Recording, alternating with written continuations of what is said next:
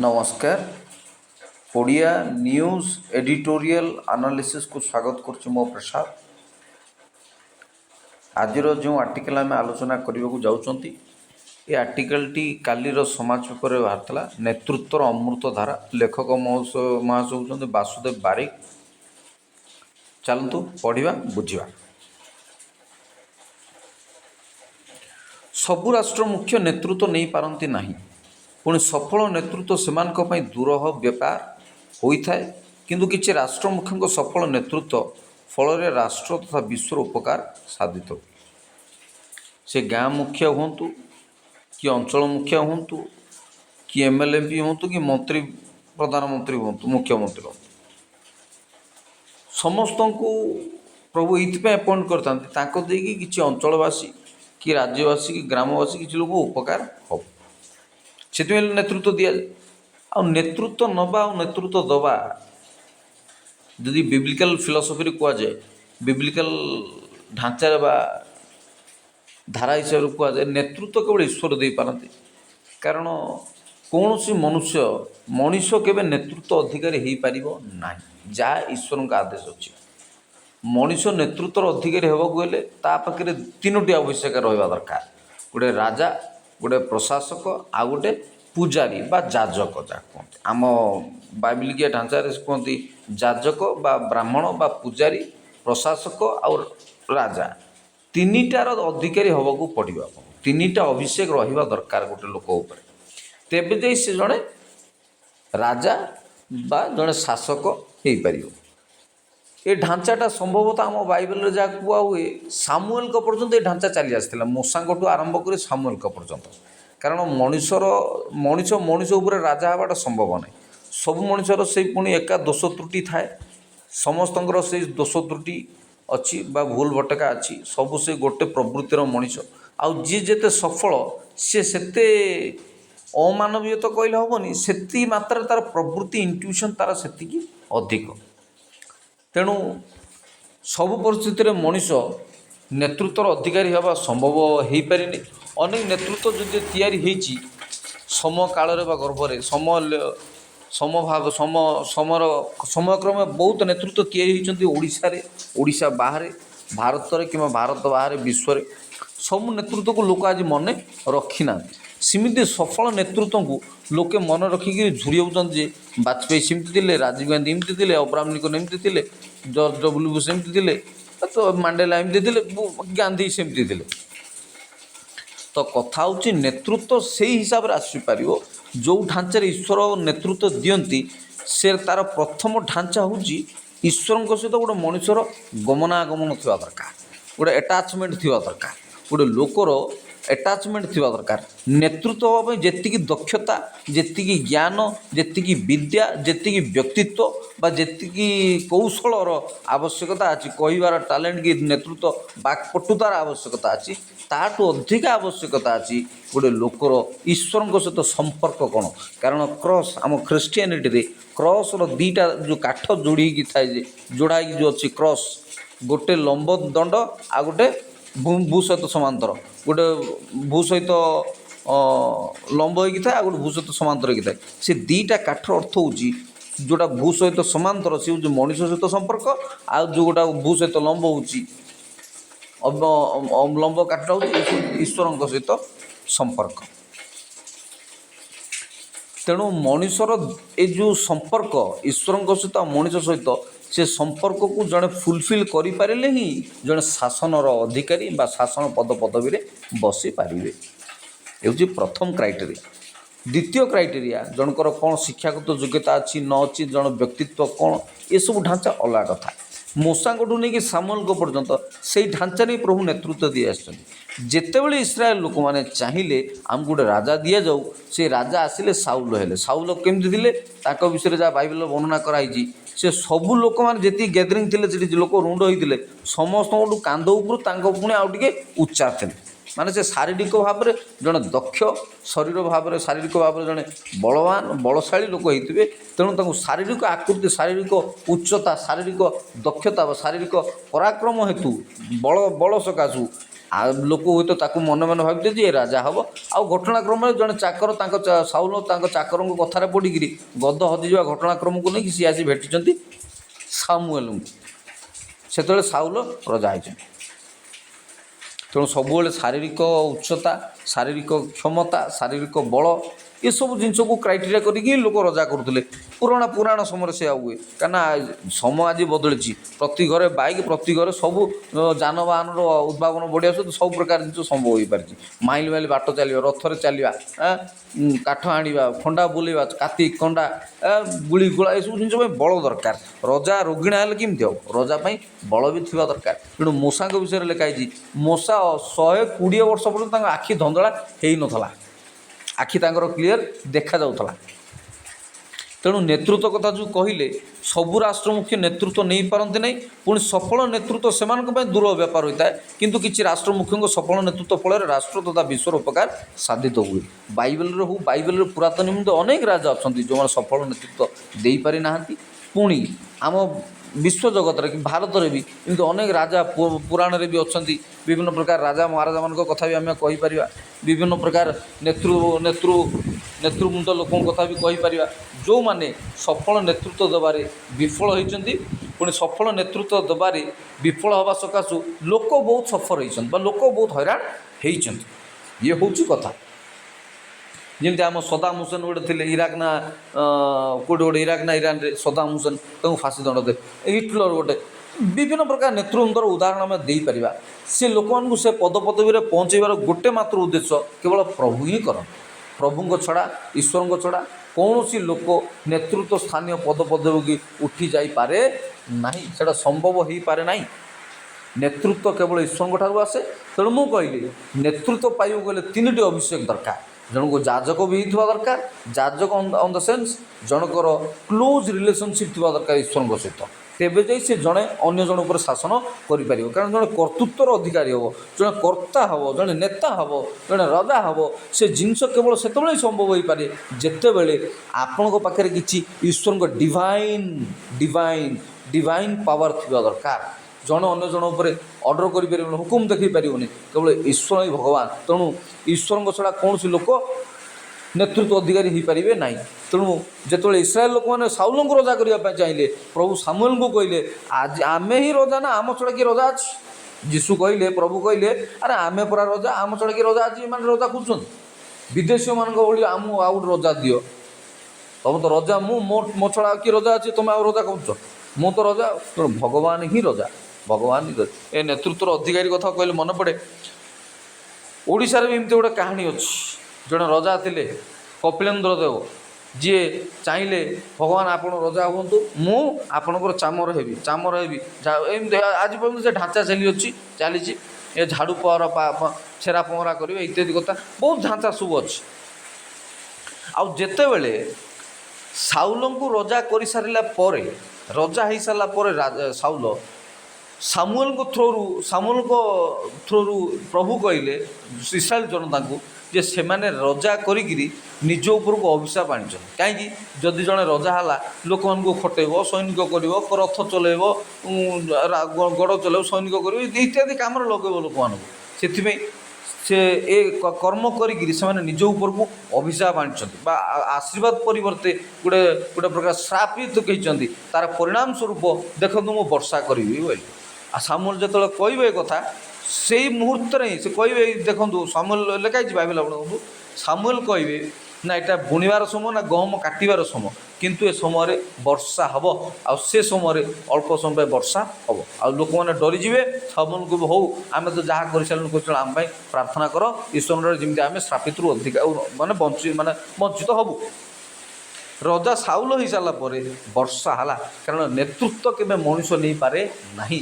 ମଣିଷ ଦକ୍ଷତାରେ କି ମଣିଷ ଦିମାଗରେ କି ମଣିଷ ଆତ୍ମାରେ କେବେ ଦକ୍ଷ ହେବାର ବା ନେତୃତ୍ୱ ନେବାର କେବେ ବି ଇଚ୍ଛା, ଜାଗ୍ରତ ତ ହେଇଛି, ଇଚ୍ଛା ତ ଅଛି, କିନ୍ତୁ ନେବାର ତା'ର କ୍ଷମତା ହିଁ ନାହିଁ। ତେଣିକି ସେ କେତେ ଆଧ୍ୟାତ୍ମିକ ଲୋକ ହୁଅନ୍ତୁ, କେତେ ସ୍ପିରିଚୁଆଲ୍ ଲୋକ ହୁଅନ୍ତୁ, କେତେ ଦକ୍ଷ ଲୋକ ହୁଅନ୍ତୁ, କିମ୍ବା କେତେ ବଳଶାଳୀ, ବୁଦ୍ଧିଶାଳୀ, ଜ୍ଞାନୀ, ବୁଦ୍ଧିଜୀବୀ, କିମ୍ବା ଦକ୍ଷତା, ବିଦ୍ୟା, ବୁଦ୍ଧି, ଜ୍ଞାନ ଯେତିକି ବି ଥାଉ, केबे भी जड़े नेतृत्वर अधिकारी हो पारे ना।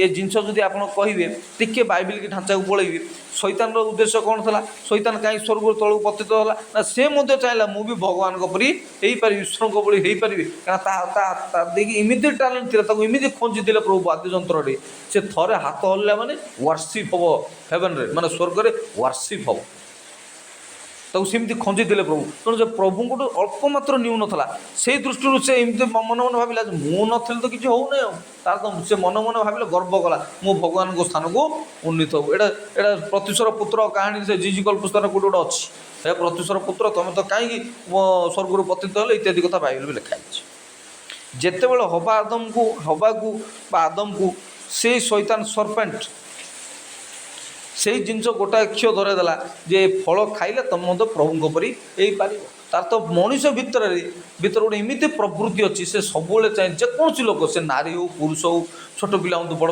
समस्ते चाहती किमती आम बड़ हबू बड़ हबार अभिप्सा बड़ हबार अभिलिप्सा बड़ हबार दुर्बार इच्छा समस्त मनीष को कबल कर रखी आम केमती लोक नेतृत्व नबू बड़ हम किंतु से समस्त देकी हुए ना।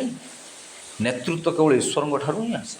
पाउल मध्य लिखिले दानिएल पुस्तक मध्य लिखाला आम जहाँ चाहबू ताकू बसई पारू नबुकदनेस्वर राजा को मध्य सेमती नहीं घास खुएले बण में आम जहाँ चाहे राजा करूँ जहाँ इच्छा राज्य देवु तुम्हें कहू किए तुम्हें प्रश्न पचारू किए दानिएल पुस्तक से कथा लिखा तेणु ईश्वर जहाँ इच्छा जहाँ इच्छा से राज्य दे पारे जहाँ इच्छा आम कहते सिंह मुंडे मूषा को बसई पारे आला जहाँ तार इच्छा से राज्य दे पारे।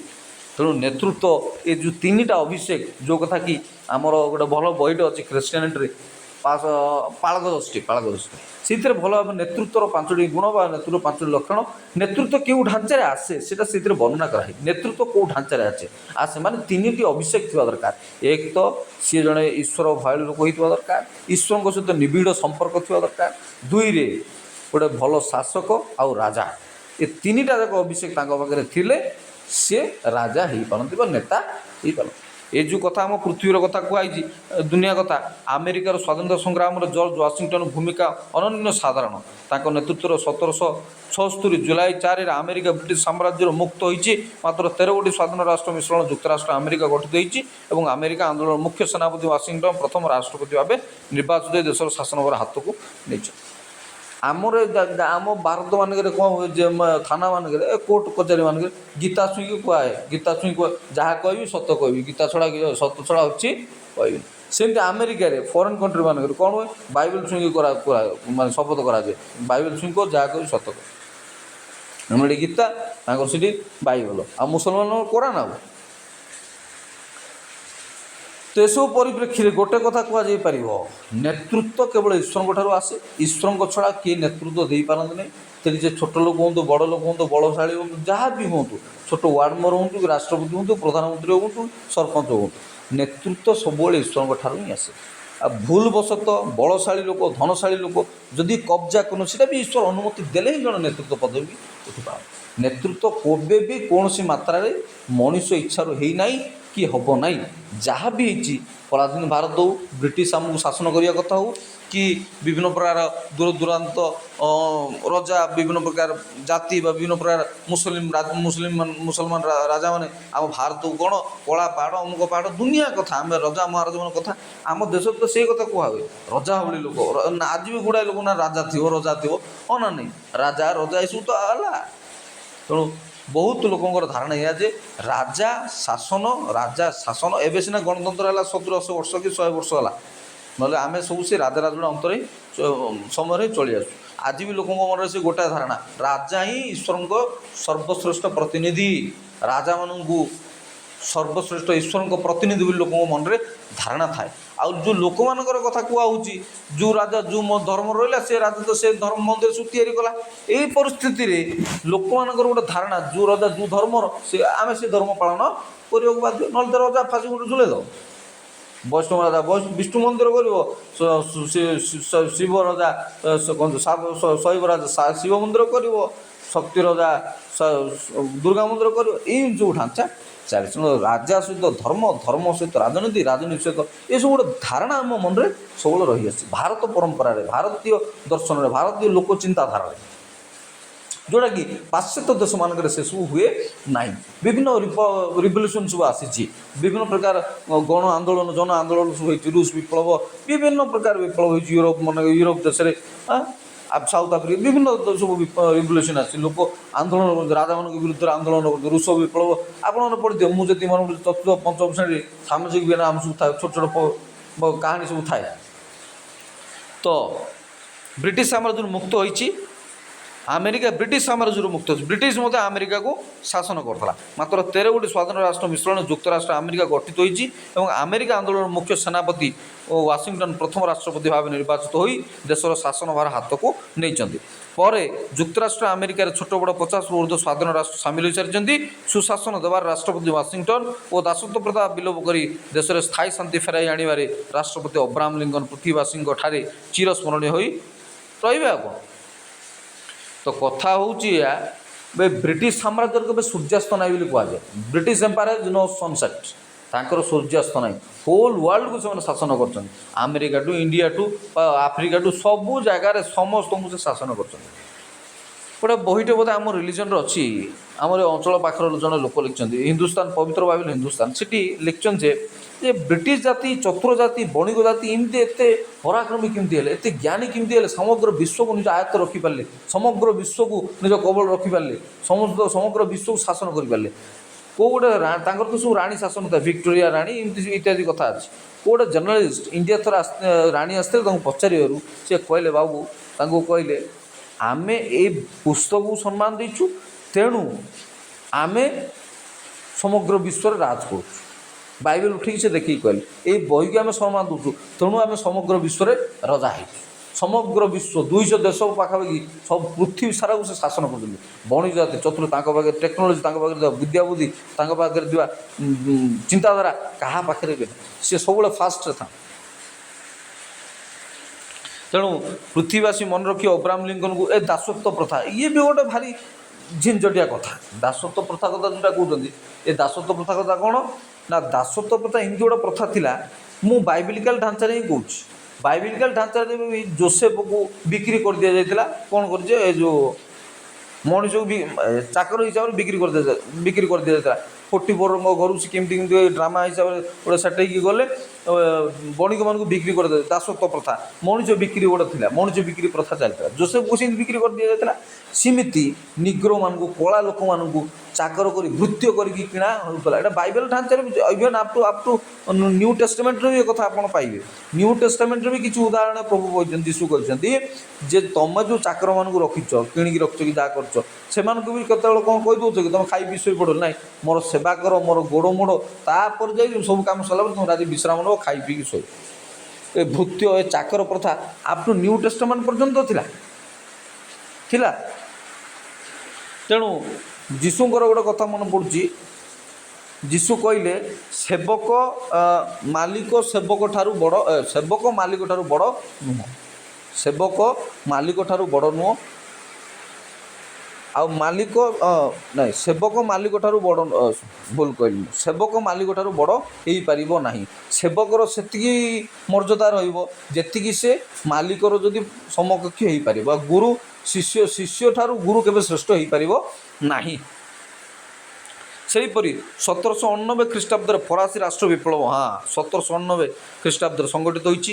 ଏହା ଏକ ଯୁଗାନ୍ତକାରୀ ବିପ୍ଳବ ଏବଂ ଏହାର ନେତୃତ୍ୱ ନେଇଛନ୍ତି ମଣ୍ଟେସ୍କ୍ୟୁ, ଭୋଲ୍ଟାର ଓ ରୁଷ। ଏମାନେ ଯେଉଁ ଭାରି ଯେମିତି ଆମ ଗାନ୍ଧୀଙ୍କୁ ଯେମିତି କୁହାଯାଏ, ବିଭିନ୍ନ ପ୍ରକାର ଗୋଟେ ବିପ୍ଳବୀ ଚିନ୍ତାଧାରା ଲୋକମାନେ, ଯେମିତି ସକ୍ରେଟିସ୍, ଟଲଷ୍ଟୟ, ସେକ୍ସପିୟର, ଏମାନଙ୍କୁ ବିପ୍ଳବ ଚିନ୍ତାଧାରା ଏମାନେ ସବୁ ଆଣିଛନ୍ତି। ରିପବ୍ଲିକ୍ ବହି ସବୁ ଲେଖାପଢ଼ା କରିଛନ୍ତି, ଯେଉଁମାନେ ଲେଖିଛନ୍ତି ଚିନ୍ତାଧାରା।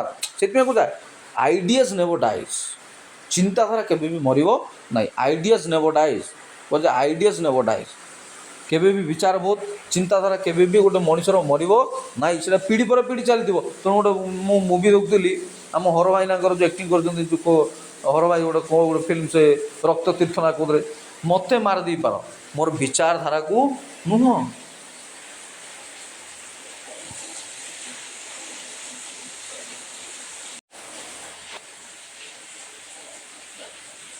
हाँ पुणी टिके बाइबल ढांचा को आसुची एइथिपाई साउलंकर नेतृत्व बा साउलंकर साम्राज्यर पतन घटला कारण इस्राएल लोक मैंने जो चूज कले पसंद कले जे आमको नेतृत्व रजा दरकार कारण साउलों पाखे से जाजकीय नेतृत्व जाजकीय अभिषेक नथिला से केवल शासक शासक कथा छाड़ू से केवल राजा होगा चाहिए किंतु सामुएल पर्यंत से तीनटा अभिषेक ढांचा ही आसाला शासक प्रशासक बा शासक प्रशासक राजा आउ जाजक तीनटा जाकर अभिषेक पाखे थिला ए क्लीयर कट आप क्लीयर पाइबे कहानी बा कथा तथ्य पाइबे जदि आप पाउल पाउल कहे पालक दृष्टि आपड़ देखिए पालक दृष्टि जदि आप देखिए तब से क्लीयर आपण मैंने पाइबे जे किमिति ए तीनटा अभिषेक अधिकारी हेले ही जड़े नेतृत्व नहीं पार ये कथा आप क्लीयरली बुझी जाई पारे सेहीपरि 1789 ख्रीष्टाब्द फरासी राष्ट्र विप्लव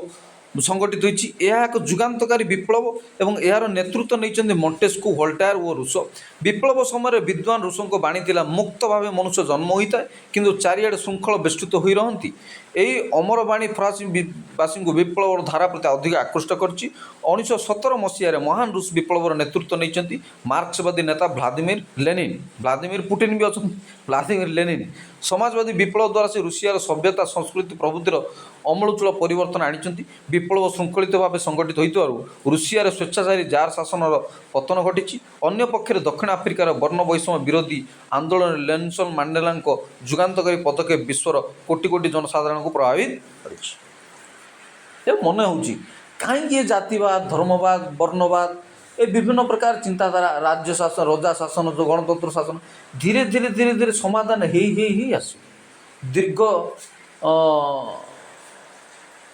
जदि ईश्वर जीशु जन्म हमारे 2000 वर्ष कथा आप कहे 2000 एडी एनो डोमिनी है बिफोर ख्राइस्ट गोटे अच्छी बीसी गोटे अच्छी एनो डोमिनी है जीशुकर जन्म को लेकिन कालखंड को दी भाव विभक्त कराई गोटे बिफोर ख्राइस्ट बा बीसी आ गोटे anno domini after after before after Christ anno domini कहुए एडी कहुए हाँ जीशुकर पर ख्रीष्टाब्द ख्रीष्टाब्द गोटे ख्रीष्टपूर्व ये जो कालखंड को विभक्त कराई ए समस्त परिस्थिति ए समस्त कालखंड गोटाए कथा ही चली आसी केतबेले अत्याचार दुर्बल मान अत्याचार वर्णवाद जातिवाद धर्मवाद ए समग्र विश्व को कामुड़ी गुड़े ए गोरा लोक कला लोक धर्म मुसलमान ख्रीस्टियान हिंदू पारसी जातिवाद भाषावाद सबू बाड़िया पिटा होगी आम बंची ए सबुति धीरे धीरे धीरे धीरे रिवोल्यूशन आसी सबू फील्ड रे आदिवासी हूँ कि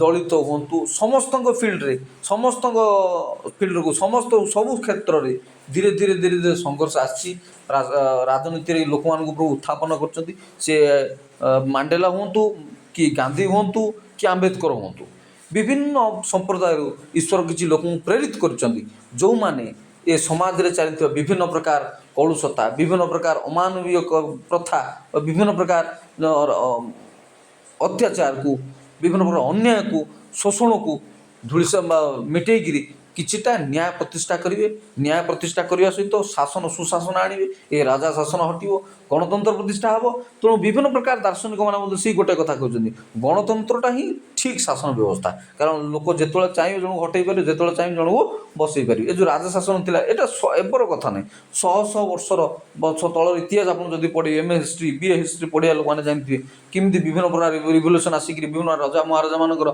माने कुजातना विभिन्न प्रकार प्रादुर्भाव लोक मुकलैवाटा भारी मुस्किल था बड़ बड़ रजा मैंने बहुत दुशासन कर दुशासन तो ये सुशासन चलती से समय दुशासन था दुर्योधन दुशासन था दुशासन एमती परिस्थिति शह शह वर्ष धरिक लोक जंत्रणा सिक्त होकर किए नाजीवन हिटलर किए जीव मानू नहीं गैस टांगी चांबर पकईदेला तो केते कौन हईराण जे कहले न तेणु शाशुपाली पर बोपाली शाशुपाली पर बोपाली आप एवं जी निष्पेषित दलित लोक मानू जी शह शह वर्ष लक्ष लक्ष शह शह वर्ष दाबिक रखाई से हाथ में शासन मुठा आसो सी मुख्यमंत्री हूँ कि राष्ट्रपति हूँ कि प्रधानमंत्री हूँ दलित ओबीसी यही सब जिन आदिवासी मान हाथ में हाथ मुठार ସବୁ ଶାସନ ଭାର ଆସିବ। ପୁଣି ମହିଳାମାନଙ୍କ ହାତ ମୁଠାକୁ ବି ଆସିବ କେମିତି? ମହିଳାମାନଙ୍କୁ ମଧ୍ୟ ଶହ ଶହ ବର୍ଷ ଦାବିକି ରଖାଇଥିଲା, ଯେହେତୁ ପୁରୁଷ ପ୍ରଧାନ ସମାଜ। ତେଣୁ ସେ ପାଶ୍ଚାତ୍ୟ ହଉ କି ଆମର ପ୍ରାଚ୍ୟ ହଉ କି ଯେକୌଣସି କଣ୍ଟିନେଣ୍ଟ ବି ହଉ, ଯେକୌଣସି ଏସିଆ ମହାଦେଶ ହଉ କି ଆଫ୍ରିକା ହଉ କି ୟୁରୋପ ମହାଦେଶ ହଉ, ସବୁ କଣ୍ଟିନେଣ୍ଟରେ ସବୁ ମହାଦେଶ ମାନଙ୍କରେ ସବୁ ଦେଶମାନଙ୍କରେ ସବୁ 200 ଦେଶରେ ପୁରୁଷ ପ୍ରଧାନ ସମାଜ ହିଁ ଚାଲି ଆସେ। ସମ୍ଭବତଃ ମୁସଲମାନ ଖ୍ରୀଷ୍ଟିଆନ ଅଳ୍ପ ହିନ୍ଦୁ ଅଛନ୍ତି, ଆମେ ପୃଥିବୀରେ ଅଳ୍ପ ହିନ୍ଦୁ ଅଛନ୍ତି, ବିଶେଷ କରି ଖ୍ରୀଷ୍ଟିଆନ, ତାପରେ ଆସନ୍ତି ମୁସଲିମ। ଏ ଦୁଇଟା ଯାକ ଫିଲ୍ଡରେ ଏବେ ଏବେ ଟିକେ ଟିକେ ଝିଅମାନଙ୍କୁ ପ୍ରଭାବ ବଢ଼ୁଛି ବା ଝିଅମାନଙ୍କୁ ଅପରଚ୍ୟୁନିଟି ଦିଆହେଉଛି ପାଠଶାଠ ପଢ଼ିବାକୁ, ଆଗକୁ ବଢ଼ିବାକୁ, ଚାକିରି ବାକିରି କରିବାକୁ, କାମଧାମ କରିବାକୁ, ସବୁ ଜିନିଷରେ ସେମାନଙ୍କୁ ଟିକେ ପ୍ରୋତ୍ସାହନ ମିଳୁଛି। ହେଲେ ମୁସଲମାନ ମାନେ ମଧ୍ୟ ନାରୀକୁ ମହିଳାମାନଙ୍କୁ ଦବେଇକି ରଖନ୍ତି। ଦବେଇ ମାନେ କ'ଣ? ତାଙ୍କୁ ଏତେ ପୃଷ୍ଠପୋଷକତା ଦିଅନ୍ତିନି, ତାଙ୍କୁ ଆଗକୁ ବଢ଼ିବାକୁ ସୁଯୋଗ ଦିଅନ୍ତିନି। ପୁରୁଷ ପ୍ରଧାନ ସମାଜ। ପୁଣି ଖ୍ରୀଷ୍ଟିଆନିଟିରେ ବି ଧୀରେ ଧୀରେ ଭୋଟ୍ ଦେବାର ପ୍ରଥା ଆସିଲା। ୟୁରୋପ ଦେଶମାନଙ୍କରେ ଧୀରେ ଧୀରେ ଏଇ 1600-1700 ଖ୍ରୀଷ୍ଟାବ୍ଦର କଥା, ତ ଧୀରେ ଧୀରେ ସେମାନେ ଭୋଟ୍ ଦେବାର ଅଧିକାର ପାଇଲେ, ଶାସନ କ୍ଷମତା ହେଲେ। ଏଇ ତ କ'ଣ ତାଙ୍କ ନାଁ, ତ ଏଥରକ ପ୍ରେସିଡେଣ୍ଟ କ୍ୟାଣ୍ଡିଡେଟ୍ ହେଇଥିଲା ଆମେରିକାରେ, କ'ଣ ତାଙ୍କ ନାଁ, କମଳା ହାରିସ୍। ଅଳ୍ପ କିନ୍ତୁ ଈଶ୍ୱରଙ୍କ ଇଚ୍ଛା ନାହିଁ, ସେ ହଟିଗଲେ। କିନ୍ତୁ ନାରୀ ଜଣେ ହଟିବା, ନାରୀ ଗୋଟେ ପୃଥିବୀର ରଜା ନା, ଆମେରିକା ହେଉଛି ଗୋଟେ ପୃଥିବୀର ରଜା। ତାର ରାଷ୍ଟ୍ରପତି ହେବା ଏତେ ସହଜ କଥା ନୁହଁ। ଏଣିକି ସେ ଟ୍ରମ୍ପ କଥା ହଉ କି ଆଉ କାହା କଥା ହଉ, ନାରୀ ହାତକୁ ଯେଉଁ ଶାସନ କଲେ, ବାଇବେଲରେ ଏମିତି ବହୁତ କଥା ଅଛି। ଦୋବରା ବୋଲି ଜଣଙ୍କର ନାଁ ଅଛି ପୁରାତନ ନିୟମରେ, ଯେଉଁମାନେ ନାରୀ ରାଣୀ ହେଇଛନ୍ତି, ନାରୀ ଶାସକ ହୋଇଛନ୍ତି। କିନ୍ତୁ ନାରୀ ହାତରେ ଶାସକ ଯିବାଟା ଏ ଟିକେ ଏକ୍ସେପସନାଲ୍ କେସ୍। ସେମିତି କେତେ କେସ୍ରେ ଈଶ୍ୱର ପ୍ରଭୁ ନାରୀ ହାତକୁ ଶାସନ ଭାର ଦିଅନ୍ତି, ନାଇଁ ଯଦି ପୁରୁଷ ହାତରେ ହିଁ ଶାସନ ଭାର ରହେ। ନାରୀ ଦୟାର ସାଗର, ନାରୀ ସ୍ନେହମୟୀ, ନାରୀ ମମତାମୟୀ। କିନ୍ତୁ ନାରୀ ପାଖରେ ଏତେ ମାନେ କ'ଣ ଯେ ଶାସନ ଭାର ପରିଚାଳନା କରିବାର ଗୋଟେ ଦକ୍ଷତା ନଥାଏ। ଖାଲି ପାଠଶାଠ ପଢ଼ିଛନ୍ତି ବୋଲିକିରି ଆଜି ବଡ଼ ବଡ଼ ପଦପଦବୀରେ ବସନ୍ତି, ମୁଁ ତାଙ୍କ ବିରୁଦ୍ଧରେ କହୁନି। କିନ୍ତୁ ସମାଜ ଚଲେଇବା, ଦେଶ ଚଲେଇବା ଖାଲି ସ୍ନେହ ମମତାରେ ଚାଲେନି, ବ୍ୟାଲେନ୍ସ ରହିବା ଦରକାର। ସବୁ ପ୍ରତିପକ୍ଷକୁ ବ୍ୟାଲେନ୍ସ ରଖିକିରି କାମ କରିବାକୁ ପଡ଼େ। ଜଣକୁ ଉଚ୍ଚା ଦେଖିବା, ଜଣକୁ ନିଚା ଦେଖିବା, ଏମିତି ଏମାନେ କ'ଣ କି ସ୍ନେହ ମମତାରେ ଅନ୍ଧ ହେଇଯାଆନ୍ତି। ଅନେକ ସମୟରେ ଇମୋସନାଲ୍ ହେଇକିରି ଏମାନେ ଅନ୍ଧ ହେଇ, ତେଣୁ ସେ ଆନାଲିସିସ୍କୁ ତ ମୁଁ ଯାଉନି। କଥା ହେଉଛି ଏଇଠି ଯେ ସମଗ୍ର ବିଶ୍ୱରେ କୋଟି କୋଟି ଜନସାଧାରଣଙ୍କୁ ପ୍ରଭାବିତ କରିଛି ନେଲସନ୍ ମାଣ୍ଡେଲାଙ୍କର ଆଉ ରୁଷିଆ ବିପ୍ଳବରେ ସ୍ୱେଚ୍ଛାଚାରୀ ଯାହା ଶାସନର ପତନ ଘଟିଛି। ସମାଜବାଦୀ ବିପ୍ଳବ ଦ୍ୱାରା ସେ ରୁଷିଆର ସଭ୍ୟତା, ସଂସ୍କୃତି, ପ୍ରଭୃତିର ଅମୂଳଚୂଳ ପରିବର୍ତ୍ତନ ଆଣିଛନ୍ତି। ପୁଣି ଫରାସୀ ବିପ୍ଳବ ହେଇଛି। ଆମ ଗାନ୍ଧୀଙ୍କର କ'ଣ ଯେ ଭାରତରେ ସ୍ୱାଧୀନତା ଆନ୍ଦୋଳନ ହେଇଛି, ବିଭିନ୍ନ ପ୍ରକାର ଆନ୍ଦୋଳନ। 1917, 1789, ଏ 1600 ଶତାବ୍ଦ, 1700ରୁ 1600 ଖ୍ରୀଷ୍ଟାବ୍ଦରୁ ଏସବୁ ଚାଲି ଆସିଛି। ବିଭିନ୍ନ ପ୍ରକାର ଆନ୍ଦୋଳନ, ରୁଷ ବିପ୍ଳବ, ଫରାସୀ ବିପ୍ଳବ, ବହୁତ ପ୍ରକାର ବିପ୍ଳବ ଆସିକିରି ଧୀରେ ଧୀରେ ରାଜାମାନଙ୍କର ଶାସନ ପତନ ଘଟି ବିଭିନ୍ନ ପ୍ରକାର ଦେଶରେ କ'ଣ ଯେ ଗଣତନ୍ତ୍ର ଶାସନ ପ୍ରତିଷ୍ଠା ହେଇଛି। ଏଥିପାଇଁ ବହୁତ ସମୟ ଲାଗିଛି। ଗୋଟାଏ ଦିନରେ ହେଇନି, ଶହ ଶହ ବର୍ଷ କେତେ ବଳିଦାନ ଦେବାକୁ ପଡ଼ିଛି, କେତେ ଲୋକଙ୍କୁ ଫାଶୀ ଗୁଣ୍ଡ ଚଢ଼ିବାକୁ ପଡ଼ିଛି, କେତେ ଲୋକଙ୍କୁ ମାରି ଦିଆଯାଇଛି। ସେ ବିର୍ସା ମୁଣ୍ଡା ହଉ କି କ'ଣ ତାଙ୍କ ନାଁ, ତ ସୁରେନ୍ଦ୍ର ସାଏ ହଉ କି ବିଭିନ୍ନ ପ୍ରକାର ଲୋକଙ୍କୁ ବଳିଦାନ ଦେବାକୁ ପଡ଼ିଛି। ଜୟରାଜଗୁରୁ ହୁଅନ୍ତୁ, ବହୁତ ଲୋକଙ୍କୁ ପ୍ରାଣ ବଳି ଦେବାକୁ ପଡ଼ିଛି। ସେ ଭଗତ ସିଂ ହୁଅନ୍ତୁ, ଆମ ଦେଶର କଥା ହଉ, ଓଡ଼ିଶା କଥା ହଉ କି ଭାରତ କଥା ହଉ ବିଶ୍ୱ କଥା, ବହୁତ ଲୋକ ବଳିଦାନ ଦେଇଛନ୍ତି ବୋଲି ଆଜି ଦେଶ କ'ଣ ସମଗ୍ର ବିଶ୍ୱରେ ଭାରତୀୟ ପରମ୍ପରା ସହିତ, ଦେଶର ସହିତ ପୃଥିବୀ ସାରା ଏ ଶାସନରେ ପରିବର୍ତ୍ତନ ଆସିଛି। ଶାସକମାନଙ୍କର ଏ ଯେଉଁ ହୁକୁମ ବା ଶାସକମାନଙ୍କର ଯେଉଁ ନିର୍ଯାତନା ବା ଶାସକମାନଙ୍କର ଏ ଯେଉଁ ପରାଧୀନ ରହିକିରି ଏ ଯେଉଁ ଅତ୍ୟାଚାର, ଏସବୁ ଜିନିଷରୁ ଆମେ ମୁକୁଳି ପାରିଛନ୍ତି। ବହୁତ ଲୋକଙ୍କୁ ପ୍ରଭୁ ପ୍ରେରିତ କରିଛନ୍ତି। ବହୁତ ଉଚ୍ଚ ଚିନ୍ତାଧାରାର ଲୋକମାନେ ଜନ୍ମ ହୋଇକିରି ଆମ ଦେଶ କ'ଣ, ଆମ ଭାରତ କ'ଣ, ଆମ ଓଡ଼ିଶା କ'ଣ, ଆମ ବିଶ୍ୱକୁ ବିଭିନ୍ନ ପ୍ରକାର ଅତ୍ୟାଚାର, ଅମାନୁଷିକ କୁପ୍ରଥା, କୁପରମ୍ପରାରୁ ଆମକୁ ମୁକ୍ତ କରିକିରି ଆଜି ଆମକୁ 21st ସେଞ୍ଚୁରୀ ଖାଲି ବୈଜ୍ଞାନିକମାନଙ୍କୁ ସ୍ମରଣ କଲେ ହେବ ନାହିଁ, ବୈଜ୍ଞାନିକ ହିସାବରେ ଭାବିଲେ ହେବ ନାହିଁ, ବିଜ୍ଞାନ ଜଗତ କଥା ଭାବିଲେ ହେବ ନାହିଁ। ସବୁବେଳେ ଖାଲି ବୈଜ୍ଞାନିକମାନେ ହିଁ ସୋସାଇଟିର ଡେଭଲପମେଣ୍ଟ କରୁଛନ୍ତି, ସମାଜର ମଙ୍ଗଳ କରୁଛନ୍ତି, ବେପାରୀମାନେ ବିଭିନ୍ନ ଉଦ୍ଭାବନ କରୁଛନ୍ତି, ବାଣିଜ୍ୟ ପରମ୍ପରା କରୁଛନ୍ତି, ଆଉ ବିଜ୍ଞାନ ପାଇଁ ଆମ ଜୀବନ ତ ସୁଖମୟ ହେଇଛି ନାହିଁ, ସେସବୁ କଥା ବେଶୀ ଭାବିଲେ ହେବ ନାହିଁ। ଏଇ ଯେଉଁ ବୈପ୍ଳବିକ ଚିନ୍ତାଧାରା ଆଣିଛନ୍ତି, ବୈପ୍ଳବିକ ବିଚାରଧାରା ଆଣିଛନ୍ତି ସମଗ୍ର ବିଶ୍ୱରେ, ସମାଜରେ, ସୋସାଇଟିରେ, ଗାଁରେ ଗଣ୍ଡାରେ, ସବୁଆଡ଼େ, ସେମାନେ ମଧ୍ୟ ଗୋଟେ ମହାପୁରୁଷ, ସେମାନଙ୍କୁ ମଧ୍ୟ ଅନୁପ୍ରାଣିତ ହେବା ଦରକାର। ଆଉ ଆଜିକାର ଯୁବପିଢ଼ି କାହିଁକି ଏମିତି ହେଉଛନ୍ତି କି? ଖାଲି ପାଠ ପଢ଼ିବା ନାଁରେ ଖାଲି ବେକାରୀ ହେଉଛନ୍ତି।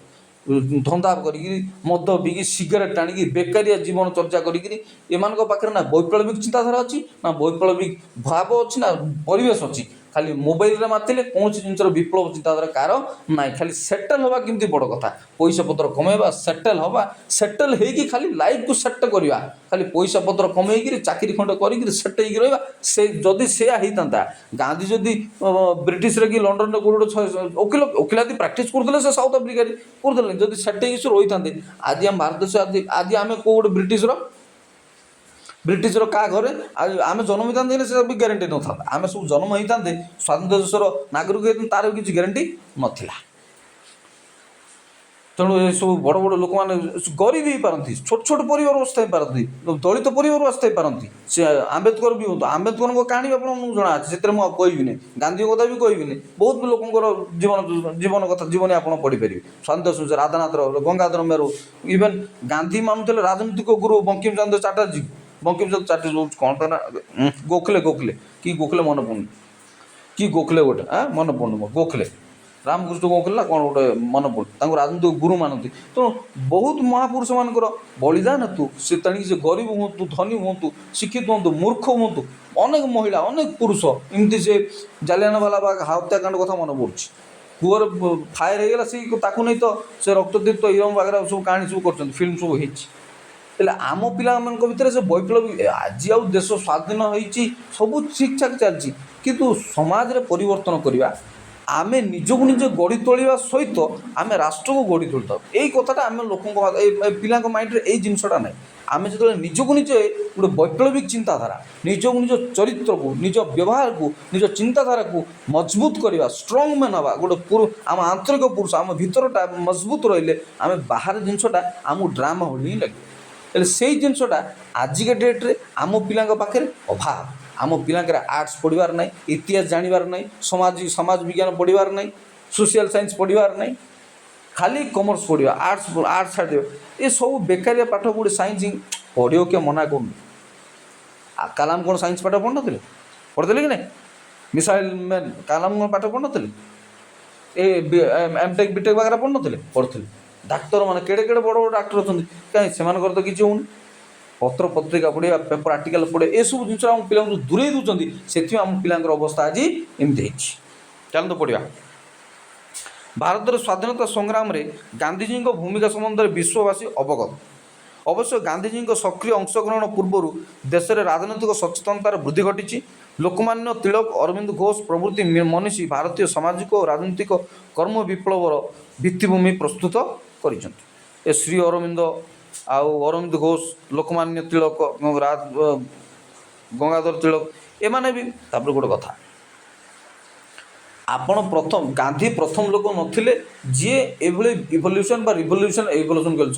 ରିଭଲ୍ୟୁସନାରୀ ଆଇଡ଼ିଆ ଆଣିକି ସମଗ୍ର ଭାରତ ବର୍ଷରେ ଗୋଟେ ଚିନ୍ତାଧାରା ବୈପ୍ଳବୀ ପରିବର୍ତ୍ତନ ଆଣିଛନ୍ତି। ସେମିତି କହିବାକୁ ହେବ ନାହିଁ। କାଠ କାଟିବା ଲୋକ ଥରେ କିଏ କାଟିଥିବ, ଥରେ କିଏ ବାଟ ଦେଖେଇଥିବ, କିନ୍ତୁ ଫାଇନାଲି ଯିଏ ଗୋଟେ ଜିନିଷକୁ ଲୋକଲୋଚନକୁ ଆଣିଗଲା ତାରି ନାଁଟା କ୍ରେଡ଼ିଟ୍ ହେଇଯାଏ, ଇଏ କରିଦେଲା। କିନ୍ତୁ ତା ଆଗରୁ କେତେ ଲୋକ ଭାବିଛନ୍ତି, କେତେ ଲୋକ ଚିନ୍ତା କରିଛନ୍ତି ବୋଲିକିରି ଆଜି ଆମେ କଥା ପାଇଛନ୍ତି। ସେ ବୈଜ୍ଞାନିକ ଉଦ୍ଭାବନ ଅନ୍ୱେଷଣ ହେଉ, କି ସେ ଭାସ୍କୋ ଗାମା ଆସିକି ଭାରତ ଆବିଷ୍କାର କରିବାକୁ, ଆମେରିକା ଆବିଷ୍କାର କରିବା, ଆଉ କି ବ୍ରିଟିଶ ଲୋକ ଆସିକି ଭାରତ ଶାସନ, କେତେ ଲୋକଙ୍କ ଭାବନାରେ ଥିବ, କେତେ କଥା କାହା ମାଇଣ୍ଡରେ ନଥିବ, କି କେତେ ଲୋକ କେତେ କଥା ଏସବୁ ଚିନ୍ତାଧାରା କରିନଥିବେ।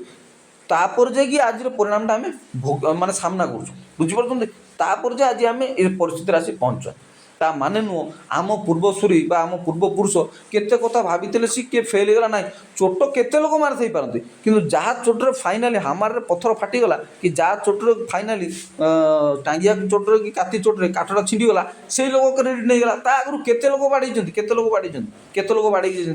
ପଥର ହାମାର କରିଛନ୍ତି, ପଥର ବାଡ଼େଇଛନ୍ତି, ପୁଣି କେତେ ଲୋକ କାତିରେ କି ଟାଙ୍ଗି କୁରାଡ଼ରେ କାଠ କାଟିଛନ୍ତି, କିନ୍ତୁ କାହା ଚୋଟରେ ଛିଣ୍ଡି ନାହିଁ। ଯାହା ଚୋଟରେ ଛିଣ୍ଡିଗଲା ସିଏ କ୍ରେଡ଼ିଟ୍ ନେଇଗଲା। କଥା ବୁଝିପାରିଲେ?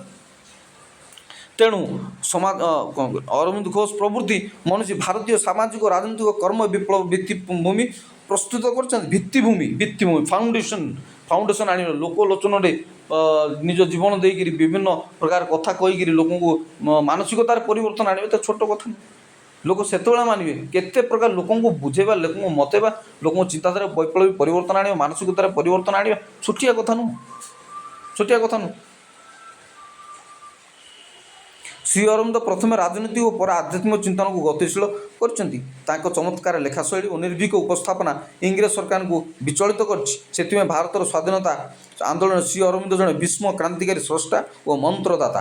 तेज गांधीजी अहिंसा आंदोलन और नेताजी सशस्त्र विप्लव और श्री अरविंद को रूपांतरित व्यक्ति चेतना क्रम भारतीय स्वाधीनता संग्राम संज्ञा भिन्न हेले लक्ष्य एक किए कौ ढांचार किए कौ पृष्ठभूमि कर श्री अरविंद कर आध्यात्मिक दृष्टिकोण राजनीतिक दृष्टिकोण लोक सचेतन कर लेखा मध्यम सरकार ब्रिटिश सरकार भी डरी श्री अरविंद लेखा अच्छी आपड़ जब पढ़ुवे सब धरित्र ऊपर गोटे एडिटोरियल पेपर गोटे टप्रे आसे श्री अरविंद घोष गोटे बाणी सब आसे लेखा हुए कोटेसन सब आसे सेमती नेताजी सुभाष चंद्र बोस जदिओ कटक पढ़ते कटक जन्म होती ओडिया बंगाली सब जानते सी तो बंगाली फैमिली बंगाली लोक आगे नेताजी सुभाष चंद्र बोस बोला कौन ओडिया लोक बंगाली लोक कि बापा आसी वर्ष वर्ष रहीगले कटक रहीगले सब ओडिया हो ओडिया कथा पढ़ले से गोटे वैप्लविक चिंताधारा विप्लवी भाई नाजी हिटलर पाखे जा कथबार्ता करियाड़ू सी अटाक करने को आरंभ कले जहाँ हाथ में जमी चिड़ला से सेमती कला गांधी देशरा बुल्ला सी बुला बेलू सी बाहर अटाक करा पूरा फाइटिंग आर्मी सेट कर पुलिस सेट कर बंदी होता लोक सेट साट कर गोटे आर्मी सेट कर भारत को अटाक कर बाहर अटाक कर लोक भितर अटाक कर ब्रिटिश देश छाड़ी चली पलैज सेमती अरविंद घोष कौन अरविंद विभिन्न प्रकार आध्यात्मिक जागरण आध्यात्मिक चेतना सी भी अरविंद माँ अरविंद सी तो भगवान गोटे धर्म अच्छी बहुत लोग पूजा पाठ कर बही अच्छी विभिन्न प्रकार शास्त्र अच्छी पढ़ी लोक बुझती आदर्श चिंताधारा अनुप्राणित होती ये सब जिन भी अच्छी। तो किए केमती ढांचार किए आध्यात्मिकतार किए शस्त्र किए अस्त्र किए वस्त्र किए राष्ट्र जमीती जमीती द्वारा जहाँ से सिस्टम सब कर तेणु आज आम स्वाधीनता दिवस पालन कर अगस्ट 15 ये तो अगस्ट 15 गला से सेप्टेम्बर 1 अगस्ट 15 गला आप जनवरी 26 आइब। तेज गांधीजी अहिंसा आंदोलन नेताजी सशस्त्र विप्लव और श्री अरविंद रूपांतरित व्यक्ति चेतना क्रम भारतीय स्वाधीनता संग्राम संज्ञा भिन्न हेले लक्ष्य समस्त से गोटे किमती देश को स्वाधीन करवा से गांधीजी हूँ नेताजी हूँ कि अरविंद श्री अरविंद हूँ समस्त से गोटे लक्ष्य किमती देश को स्वाधीन करें से बलिदान से विषय किसी पढ़ले तो आम पीढ़ी जानवे से तो खाली गप से तो फालतू कथा टीवी सीरियल थिला बेले कौच फालतू कथा से किए शुणा आग्रह अच्छे ना कार चिंताधारा करने को आग्रह अच्छे फालतू कथा जाना दरकार नहीं बुझा दरकार नहीं खाली साइंस पढ़ मेडिकल पढ़ इंजीनियर डाक्टर इंजीनियर हो। भारत एक देवभूमि एवं बहु मुनि ऋषि उद्यम एक समुन्नत आध्यात्मिक वातावरण रही किंतु भारतर आध्यात्मिक और संस्कार जनित आंदोलन नेतृत्व नहीं मुख्यतः 3 जन महापुरुषों निष्ठायुक्त उद्यम प्रशंसनीय से महर्षि दयानंद सरस्वती स्वामी विवेकानंद महायोगी श्री अरविंद मु सब कही आसी गुड़ाए वीडियो भी कही भारत हूँ आध्यात्मिकतार माटी साहित्यर माटी ना कि एटा विज्ञान माटी विज्ञान आरंभ ही भारत ही जीरो मुझे कहूँ जीरो आमठू ही स्टार्ट जीरो लेखापढ़ा 1 ରୁ 10 1 ରୁ 0 0 1 0टा आम ही तैयारी करमठू ही लोग शिखी पृथ्वी शिखी तेणु यहाँ आइनस्टाइन भी कर जीरो केवल आमको भारतवासी ही देखते लिखिं से कौटे लिखिं मुझे पढ़ी गोटे गोटे से पवित्र बाइबल हिंदुस्तान बही बोधे गोटे गोटे पढ़ी मुझे जीरोटा आमको से आइनस्टाइन भी मानी जीरोटा भारतीय गणितज्ञ मैंने ही देते तो आम जीरो स्टार्ट करूँ जीरो अर्थ कौन सब शून्य जीरो सब शून्य तेणु मुझे सब कोटेसन गोटे कहे ईश्वर को पाइले महाशून्य हम ईश्वर को न पाइले सर्वशून्य हम तेणु आध्यात्मिकतावाद तेणु कह साहित्यर माटी आध्यात्मिकतार माटी भारत हूँ साहित्यर माटी और आध्यात्मिकतार माटी से साहित्य माटी आध्यात्मिक माटी आम जो पाश्चात्य संस्कृति पुंजीवादी संस्कृति करी जो बर्बाद कर देश को पुंजीवादी ठीक अच्छे प्राइवेटाइजेशन हवा दरकार सब सरकार सब जिन जोगेदेवे ये धारणा लोक रहा जो ही आज आम हईराण पड़छ हईराण सब सरकार करदे सब सरकार करदे ये सब जिनपाई लोक धारणा सी आज लोक करें कम करें पाठ पढ़े चाकरी करें कम करें धाम करें खाली खाई पी मागणा तो मिलूले कौन हम सरकारटा मागणा दो तो लोग खाई उत्पात होते लोक धर्म धारणा सब सेमती 100 ଲୋକ ଥରେ ଖାଇବାକୁ ଦେଇପାରିବ, 2 ଥର ଖାଇବାକୁ ଦେଇପାରିବ ଜୀବନ କାଳରେ। ପ୍ରତିଦିନ ସକାଳୁ ଦେଇପାରିବ କି? ଲୋକ ଦିନକୁ 4 ଥର ଖାଇବେ, 4 ଥର ଲାଗି ଦେଇପାରିବେ?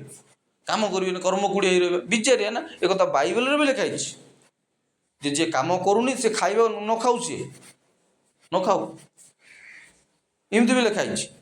ତେଣୁ ଯେଉଁ ଆଧ୍ୟାତ୍ମିକ ପରିବେଶ, ଆଧ୍ୟାତ୍ମିକ ଜାଗରଣ ଯେଉଁ ଆସିଛି, ଯାହା ବି ହେଇଛି, ସେ ଗାନ୍ଧିଜୀଙ୍କ ହଉ କି ନେତାଜୀଙ୍କ କଥା ହଉ କି ଶ୍ରୀ ଅରବିନ୍ଦଙ୍କ କଥା ହଉ, ସମସ୍ତେ ନିଜ ନିଜ ଚେଷ୍ଟାରେ ଭାରତୀୟ ଜନମାନସରେ ଜାଗରଣ ଆଣିଛନ୍ତି, ଯେଉଁଥିପାଇଁ ସ୍ୱାଧୀନତା ଦିବସ ବା ସ୍ୱାଧୀନତା ହେଇଛି ଦେଶ, ସେଥିପାଇଁ ଆମେ ସ୍ୱାଧୀନତା ଦେଶର ନାଗରିକ ବୋଲାଇବାରେ ଡେଣ୍ଡିମ ପିଟୁଛନ୍ତି। ତେଣୁ ଭାରତ ହେଉଛି ସାହିତ୍ୟର ମାଟି, ଆଧ୍ୟାତ୍ମିକତାର ମାଟି।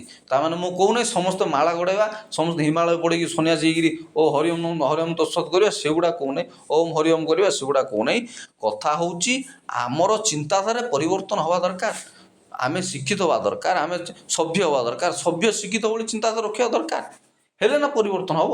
ତେଣୁ କୁହାଯାଇଛି ନିଜେ ଗଢ଼ି ଅନ୍ୟକୁ ପଢ଼ା, ନିଜେ ପଢ଼ି ଅନ୍ୟକୁ ପଢ଼ା, ତେବେ ଯାଇ ଦେଶ ହୋଇବ ଗଢ଼ା। ଆମେ ନା ନିଜେ ଗଢ଼ି ହେଉଛୁ, ଆମ ଶିଷ୍ଟାଚାର ନାହିଁ, ଆମ ସଂସ୍କାର ନାହିଁ। ଖାଲି ଡିଗ୍ରୀ ଥିଲେ କ'ଣ? ଡିଗ୍ରୀ ତୁଳନାରେ ଜ୍ଞାନ ବି ଆମ ପିଲାଙ୍କ ପାଖରେ ନାହିଁ। ଖାଲି ପାଠଶାଠ ପଢ଼ିଲେ କ'ଣ? ଡିଗ୍ରୀ ତୁଳନାରେ ଜ୍ଞାନ ନାହିଁ, କିଛି ତ ନାହିଁ। ପିଜି କରୁଛୁ, ଏମ୍ଫିଲ୍ କରୁଛନ୍ତି, ଏମ୍ଟେକ୍ କରୁଛୁ, MBA କରୁଛୁ, MCA କରୁଛୁ, MCOM କରୁଛୁ, ହେଲେ କିଛି ନାହିଁ। ପଚାରିଲା ବେଳକୁ କିଛି ପାଟିରୁ ବାହାରିବ, ଚାରିପଦ କହିବାକୁ ବୁଝିବନି। ପାଠ ଯେଉଁଟା ବୋଲି ଭାବୁଛନ୍ତି ସେଇଟା ପାଠ, ସେଇଟା ତ ସବୁ ପାଠ ଆଜ୍ଞା। ପାଠ ସହିତ ଏ ସାହିତ୍ୟ, ଏ ସଂସ୍କୃତି, ଏ ପରମ୍ପରା, ଏ ଧର୍ମଜ୍ଞାନ, ଏ ଦିବ୍ୟ ଜ୍ଞାନ, ଏ ସବୁ ଜିନିଷ ବୁଝିଥିଲେ ନା ପାଠ ହେବ। ଆଉ ପାଠ କଲେ ଖାଲି ସାର୍ଟିଫିକେଟ୍ ଖଣ୍ଡେ ମିଳିଗଲେ, ମାର୍କ ଖଣ୍ଡେ ପାଇଗଲେ, ମୁଁ A++ ଡିଗ୍ରୀ, A++ ଗ୍ରେଡ୍, ସେ ଅନର୍ସ ଫାର୍ଷ୍ଟ କ୍ଲାସ୍, ସେ କ'ଣ ଯେ ଗୋଲ୍ଡ ମେଡ଼ାଲିଷ୍ଟ, ସେଇଆ ହେଲେ କ'ଣ ହେଉଛନ୍ତି ସେମାନେ? ନେତୃତ୍ୱ ଦେବାକୁ ପଡ଼ିବ, ସମାଜରେ କିଛି ପରିବର୍ତ୍ତନ ଆଣିବାକୁ ପଡ଼ିବ। ନେତୃତ୍ୱ ସେଇମାନେ ଦେଇପାରନ୍ତି ଯେଉଁମାନଙ୍କର ବ୍ୟକ୍ତିତ୍ୱ ସେମିତି ଥାଏ, ଯେଉଁମାନଙ୍କ ଚିନ୍ତାଧାରା ସେମିତି ଥାଏ। ବ୍ୟକ୍ତିତ୍ୱର ମ୍ୟାଟର ବେଶୀ ନାହିଁ, କିଏ ପର୍ସନାଲିଟି ଦେଖୁନି, କିଏ ପର୍ସନାଲିଟି ଦେଖୁନି। ହିରୋମାନଙ୍କ ଭିତରେ ନାଁ ଗଲେ ଖରାପ ଲାଗିବ, କିନ୍ତୁ ଏମିତି ବହୁତ ହିରୋ ଅଛନ୍ତି, ବହୁତ କଳାକାର ଅଛନ୍ତି, ଯେଉଁମାନଙ୍କ ପର୍ସନାଲିଟି ଏତେ ଡେରିଂ, ମାନେ ଷ୍ଟାଇଲିଷ୍ଟ ପର୍ସନାଲିଟି ଏତେ ବି ନାହାନ୍ତି। ସମସ୍ତେ ଭଲ କାମ କରୁଛନ୍ତି, ସେ ଯିଏ ବି ହେଉଛୁ, ଯାହା ନାଁ ବି କହିବି, ସମସ୍ତେ ଏତେ ଡେରିଂ ପର୍ସନାଲିଟିର ଲୋକ ନାହାନ୍ତି। ପର୍ସନାଲିଟି ମ୍ୟାଟର କରୁନି, ମ୍ୟାଟର କରେ ନିଜର ଚିନ୍ତାଧାରା, ନିଜ ବୈପ୍ଳବିକ ଚିନ୍ତାଧାରା ହେତୁ, ନିଜ ବିଚାରଧାରା, ନିଜ ଜୀବନଶୈଳୀ, ନିଜ କାର୍ଯ୍ୟଶୈଳୀ ପାଇଁ ଆମେ ଲୋକଙ୍କୁ ଆପ୍ୟାୟିତ କରିପାରିବା, ଅନୁପ୍ରାଣିତ କରିପାରିବା। ପର୍ସନାଲିଟି କ'ଣ ଅଛି?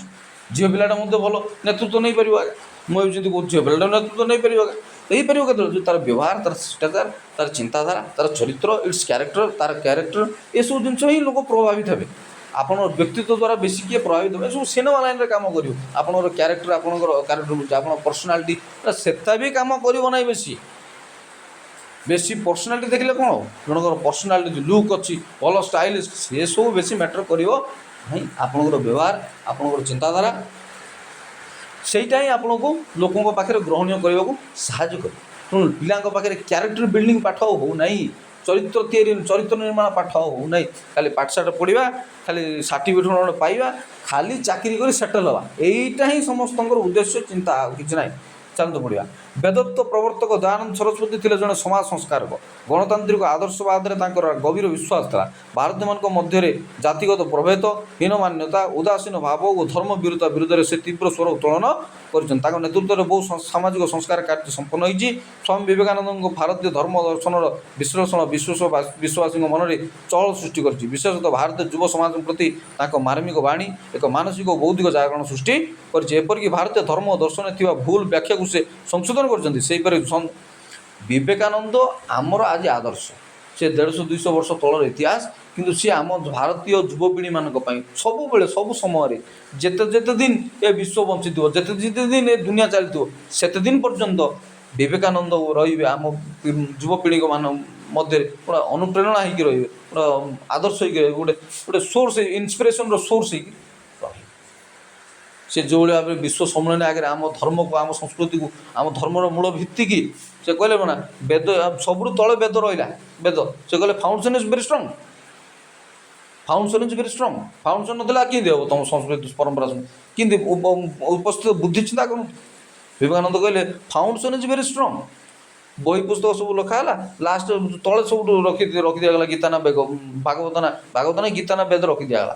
ସେ କହିଲେ ଫାଉଣ୍ଡେସନ୍ ଇଜ୍ ଭେରି ଷ୍ଟ୍ରଙ୍ଗ। ଏଇ ହେଉଛି ଚିନ୍ତାଧାରା, ଏଇ ହେଉଛି ବିଚାରବୋଧ। ହେଲେ ଆମ ପିଲାଙ୍କୁ ଖାଲି କ୍ୟାରିୟର ସେଟ୍ କରିବାର ଅଛି। କ୍ୟାରିୟର ସେଟ୍ କର, କ୍ୟାରିୟର ସେଟ୍ କର, କିନ୍ତୁ ନିଜ ଚିନ୍ତାଧାରା ତ ସେଟ୍ କର ପ୍ରଥମେ।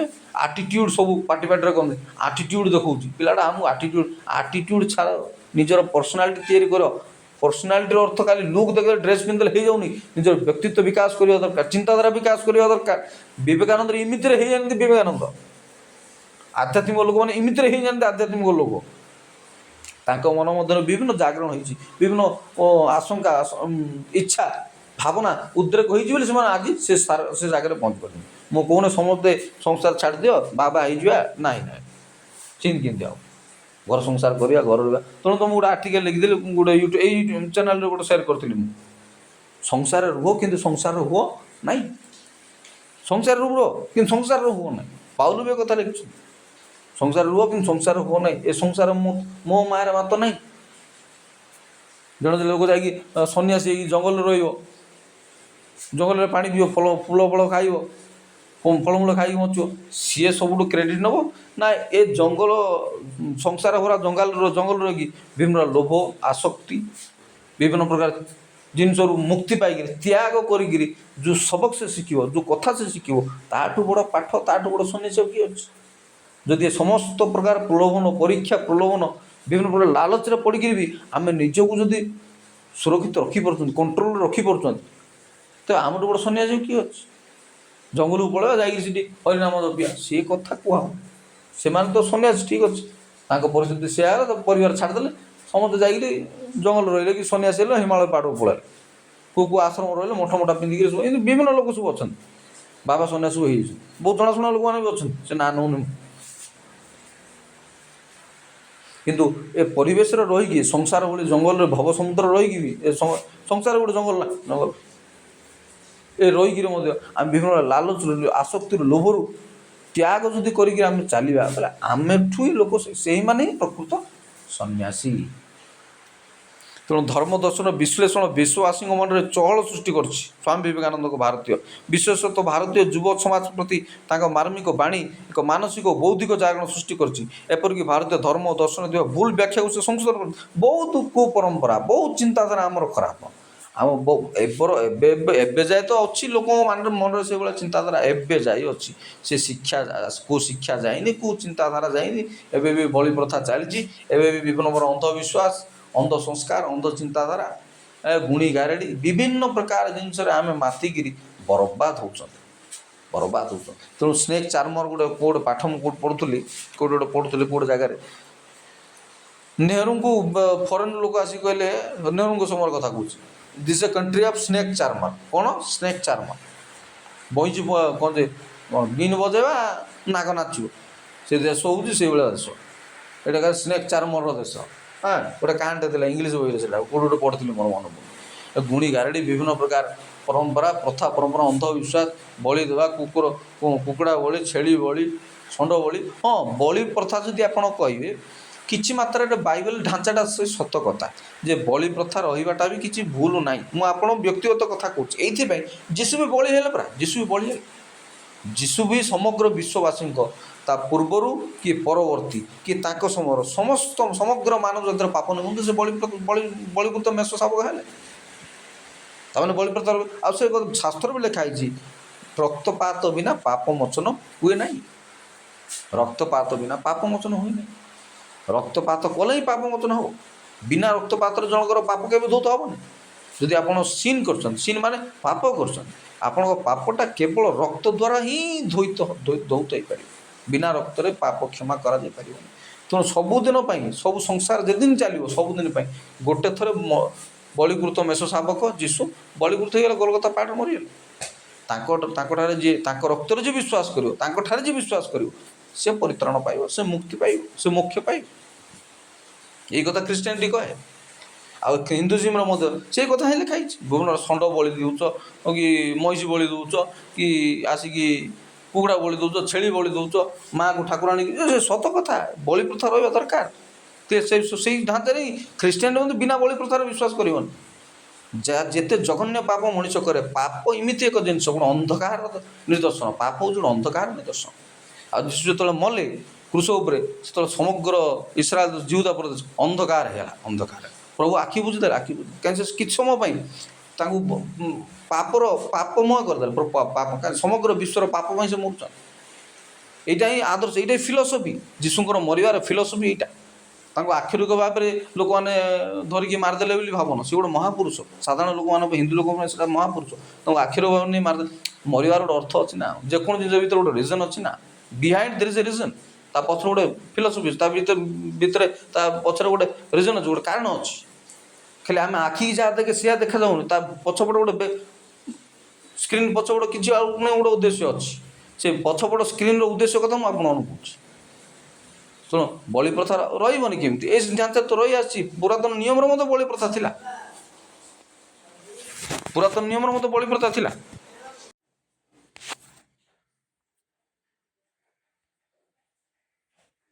ହଁ, ବଳି ପ୍ରଥା କଥା କହୁଥିଲି ମୁଁ। ବଳି ପ୍ରଥା ଏଇଥିପାଇଁ, ପୁରାତନ ନିୟମରେ ମଧ୍ୟ ବଳି ପ୍ରଥା ଚାଲିଥିଲା।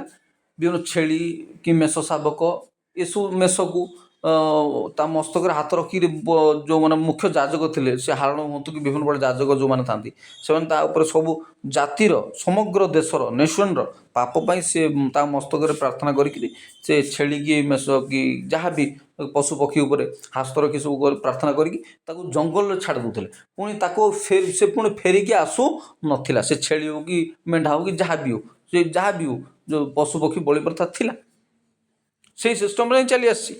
ତେଣୁ ଏ ଯେଉଁ ବଳି ପ୍ରଥା କଥା କହୁଥିଲି, ଏଇ ଢାଞ୍ଚାରେ ହିଁ ମେଷ ଶାବକ ଆମର ଯୀଶୁ ଯିଏ ହେଲେ, ଯିଏ ମେଷ ଶାବକ ହେଇକିରି ବଳିକୃତ ମେଷ ଶାବକ ହେଲେ। ତେଣୁ ସ୍ଥୂଳ ଶରୀରରେ ଏ ଯେଉଁ ପାପ ଦର୍ଶନ, ଧର୍ମ ଦର୍ଶନର ଭୁଲ ବ୍ୟାଖ୍ୟାକୁ ସେ ସଂଶୋଧନ କରିଛନ୍ତି କିଏ? ବିବେକାନନ୍ଦ। ଧର୍ମର ଦର୍ଶନର ଭୁଲ ବ୍ୟାଖ୍ୟା ଯାହା କରାଯାଇଛି ସେ ସବୁକୁ ସଂଶୋଧନ କରିଛନ୍ତି। ଆଜି ବି ବିଭିନ୍ନ ପରମ୍ପରାରେ କୁକୁଡ଼ା ବଳି, ଛେଳି ବଳି, ବିଭିନ୍ନ ପ୍ରକାର ବଳି ପ୍ରଥା ଦେଇକିରି ମଣିଷ ବଳି ଲୋକ ଦେଇ ଦେଉଛନ୍ତି। ମଣିଷ ବଳି ଦେଇ ଦେଉଛନ୍ତି, ମଣିଷ ବଳି ଦେଇକିରି ଲୋକ ଗୁଣି ଗାରେଡ଼ି ବିଭିନ୍ନ ପ୍ରକାର ବିଦ୍ୟା ଶିଖୁଛନ୍ତି। ଶିଖିକିରି ମଣିଷ ବିଭିନ୍ନ ପ୍ରକାର ବିଦ୍ୟା ଆଧ୍ୟାତ୍ମିକ, ସେଥିପାଇଁ ତ ଲେଖା ହେଇଛି ପରା, ଯେଉଁ ପୁରାଣରେ ଲେଖିଲା ଭଳିଆ, ଆମେ ହେଉଛୁ ମନ୍ତ୍ରର ଯୁଗ, ମନ୍ତ୍ରର ଦେଶ। ସେମାନେ ହେଉଛନ୍ତି ଯନ୍ତ୍ରର ଦେଶ। କିଏ? ପାଶ୍ଚାତ୍ୟ ଦେଶ ହେଉଛି ଯନ୍ତ୍ରର ଦେଶ, ଆଉ ପ୍ରାଚ୍ୟ ଦେଶ ହେଉଛି ମନ୍ତ୍ରର ଦେଶ। ତେଣୁ ସେ ମନ୍ତ୍ର ବଳରେ ପୁଷ୍ପ ବିମାନ ଚଲାଉଥିଲା ପରା ରାବଣ, ମନ୍ତ୍ର ବଳରେ ଚଲାଉଥିଲା।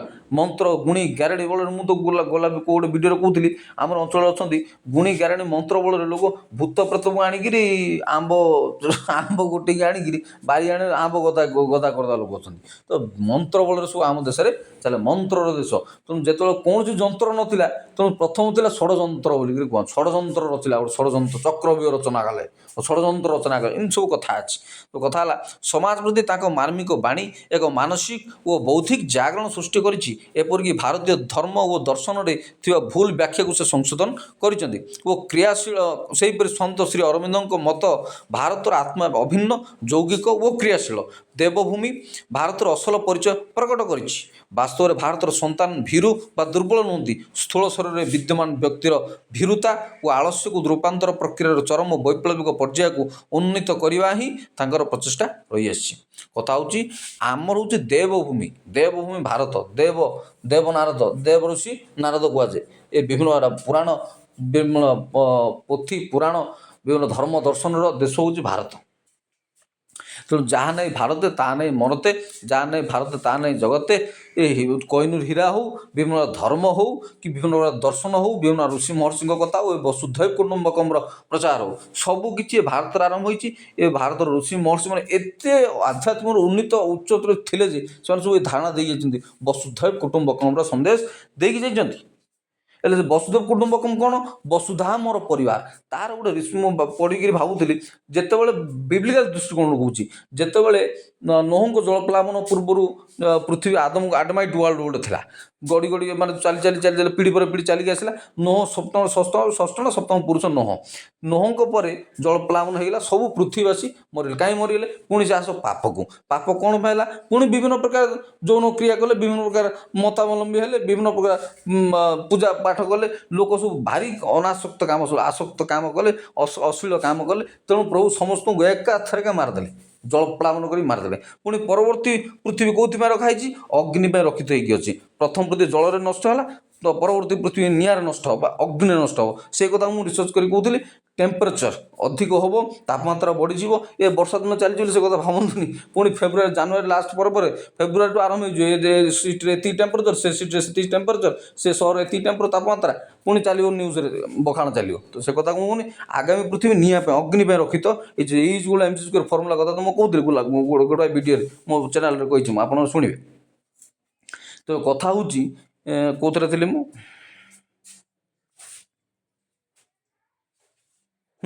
ବଳି ପ୍ରଥା କଥା ନାହିଁ, ବଳି ପ୍ରଥା ନାହିଁ କେଉଁଠି ଥିଲି, ଆଧ୍ୟାତ୍ମିକ କଥା କହୁଥିଲି, ଭାରତର ଧର୍ମ ଦର୍ଶନ କଥା କହୁଥିଲି। ଏ ଧର୍ମ, ଏ ଦର୍ଶନ, ଏ ଚିନ୍ତାଧାରାକୁ ଆମେ ଯେତେ ଜଲ୍ଦି ବୁଝିପାରିବା ସେତେ ଜଲ୍ଦି ଆମର ମଙ୍ଗଳ ହେବ। ଆଇଲେ କୁପ୍ରଥା, ଏ ଚିନ୍ତାଧାରା ଆମକୁ ବର୍ବାଦ କରିଦେଇଛି, ବର୍ବାଦ କରିଦେଇଛି। ଏ ଅନ୍ଧବିଶ୍ୱାସ, ଏ ଗୁଣିଗାରେଡ଼ି ଆମକୁ ବର୍ବାଦ କରିଦେଇଛି। ତେଣୁ କେମିତି ବ୍ୟକ୍ତିର ବ୍ୟକ୍ତିତ୍ୱ ବିକାଶ ହେବ, କିନ୍ତୁ ଆଳସ୍ୟ ଦୂର ହେବ। ଆମ ଦେଶର ହଉ କି ଜାତିର ସ୍ଥୂଳ ଶରୀରରେ ବିଦ୍ୟମାନ ଆମର ଆଧ୍ୟାତ୍ମିକ ଚିନ୍ତାଧାରା ଖାଲି ଆଧ୍ୟାତ୍ମିକ ଗୁଣି, ସ୍ନେକ୍ ଚାର୍ମର ଦେଶ, ପୁରା ସ୍ନେକ୍ ଚାର୍ମର ଦେଶ। ନାଗସାପ ଖେଳେଇବା, ନାଗକୁ ପୂଜା କରିବା, ଏଇସବୁ ଦେଶ ଆମର। ନାଗସାପ ଖେଳିବା ତ ମନ୍ତ୍ର। ତେଣୁ ସୋଲୋମନ ମଧ୍ୟ ଏକଥା ଲେଖିଛନ୍ତି ଉପଦେଶ ହିତୋପଦେଶରେ, ସାପ ମନ୍ତ୍ର ଧରିବା ଆଗରୁ କାମୁଡ଼ିଲେ ତାର କ'ଣ ଯେ ନାଗୁଣିଆ ନା କ'ଣ ମନ୍ତ୍ର ବେଦାର ବା କି ଲାଭ ବୋଲି, ମନ୍ତ୍ର ବେଦା ବୋଲି ସବୁ ଅଛି। ସେ ମିଶରର ପାଠ ଗୋଟେ ଅଛି, ଇସ୍ରାଏଲ ଜନତା ଯେମିତି ଯାଇକି ରହିଲେ ମିଶରରେ, ବିଭିନ୍ନ ସାପର ଖେଳ ଚାଲିଲା। ଏ ମଶାର ବଡ଼ ସାପ ସାନ ସାପକୁ ଗିଳିଦେଲା। ଏ ସମସ୍ତ ମନ୍ତ୍ରବେଦାମାନଙ୍କୁ ଡକା ହେଲା ମିଶରକୁ। ସିଏ ସାପ ଏ ସାପ ଭିତରେ ଲଢ଼େଇ ଚାଲିଲା। ଏ ଦୁନିଆ କଥା ସବୁ ଅଛି, ସାପ ବାଡ଼ି ଖେଳ ସବୁ ଚାଲିଛି। ବାଡ଼ି କେମିତି ସାପ ହେଲା, ସାପ କେମିତି ବାଡ଼ି ହେଲା, ଏସବୁ କଥା ବି ଅଛି।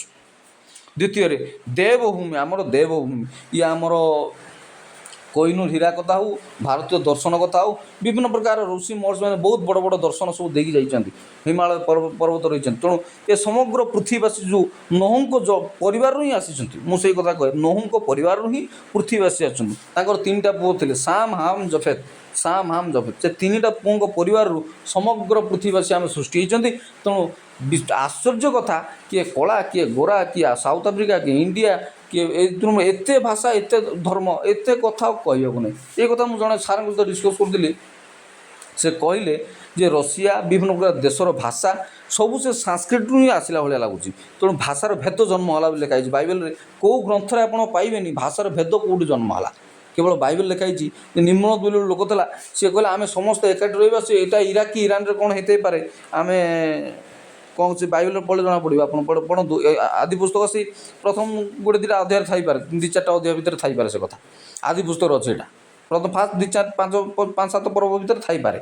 ତ ସେ ଲେଖିଲେ, କହିଲେ ଆମେ ସବୁ ପୃଥିବୀବାସୀ ଏକ ହେବା, ସବୁ ମିଳିମିଶି ସବୁ ଏଠି ରହିବା, ଏକତ୍ର ଚାଲିବା। ସେଇଠି ପ୍ରଭୁ ଭାଷାର ଭେଦ ଜନ୍ମିଲା। ଭାଷା ଏତେ ଲାଙ୍ଗୁଏଜ୍ କେଉଁଠୁ ତିଆରି ହେଲା? ପୃଥିବୀରେ 2000, 4000, 6000, 8000, 200 କେତେ ଲାଙ୍ଗୁଏଜ୍ ଅଛି, କେତେ ଭାଷା ତ ଲୀନ ହେଇଗଲାଣି। ଲୋକ ଆଉ ନାହାନ୍ତି, ସେ ଭାଷା କହିବା ଲୋକ ବି ନାହାନ୍ତି ଆଉ।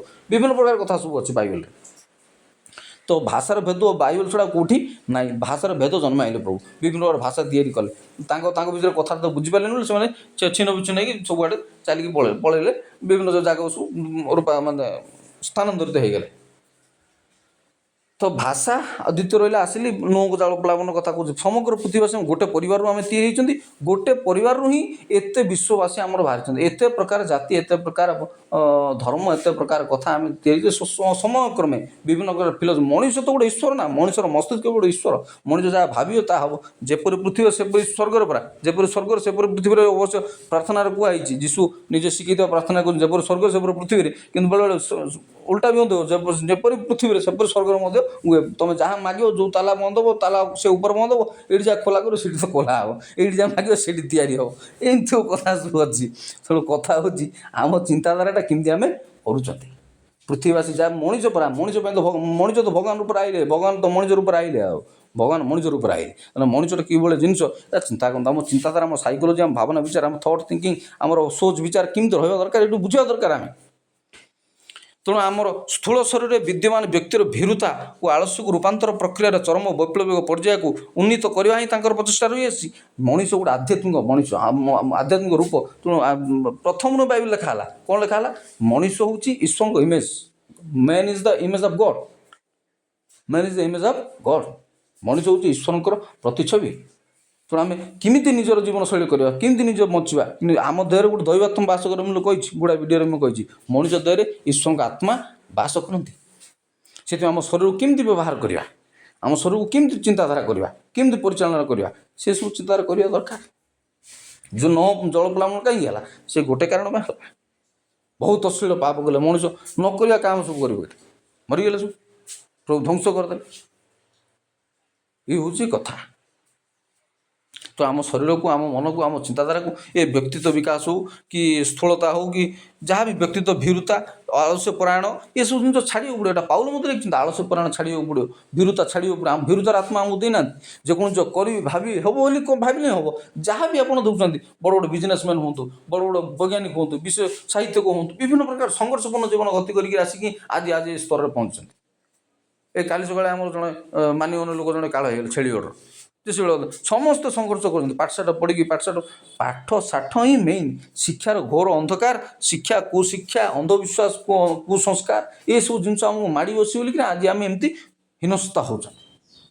ତେଣୁ ମୁଁ କାଲି ନା ପରଦିନ ଗୋଟେ କୋଟସନ୍ କହୁଥିଲି, ଗଲା ଭିଡ଼ିଓରେ ବି କହୁଥିଲି ଯେ ମଣିଷର ଭାବନାର ଅନ୍ଧକାର ବା ଅଜ୍ଞାନତା, ଇଗ୍ନୋରାନ୍ସ, ଭାବନାର ଅନ୍ଧାର ରାତିର କିଟିକିଟି ଅନ୍ଧାରଠୁ ମଧ୍ୟ ଆହୁରି ଅଧିକ ବିପଦପୂର୍ଣ୍ଣ, ଆହୁରି ପୁଣି ଡେଞ୍ଜର, ଆହୁରି ପୁଣି ଅଘୋର ଅନ୍ଧକାର।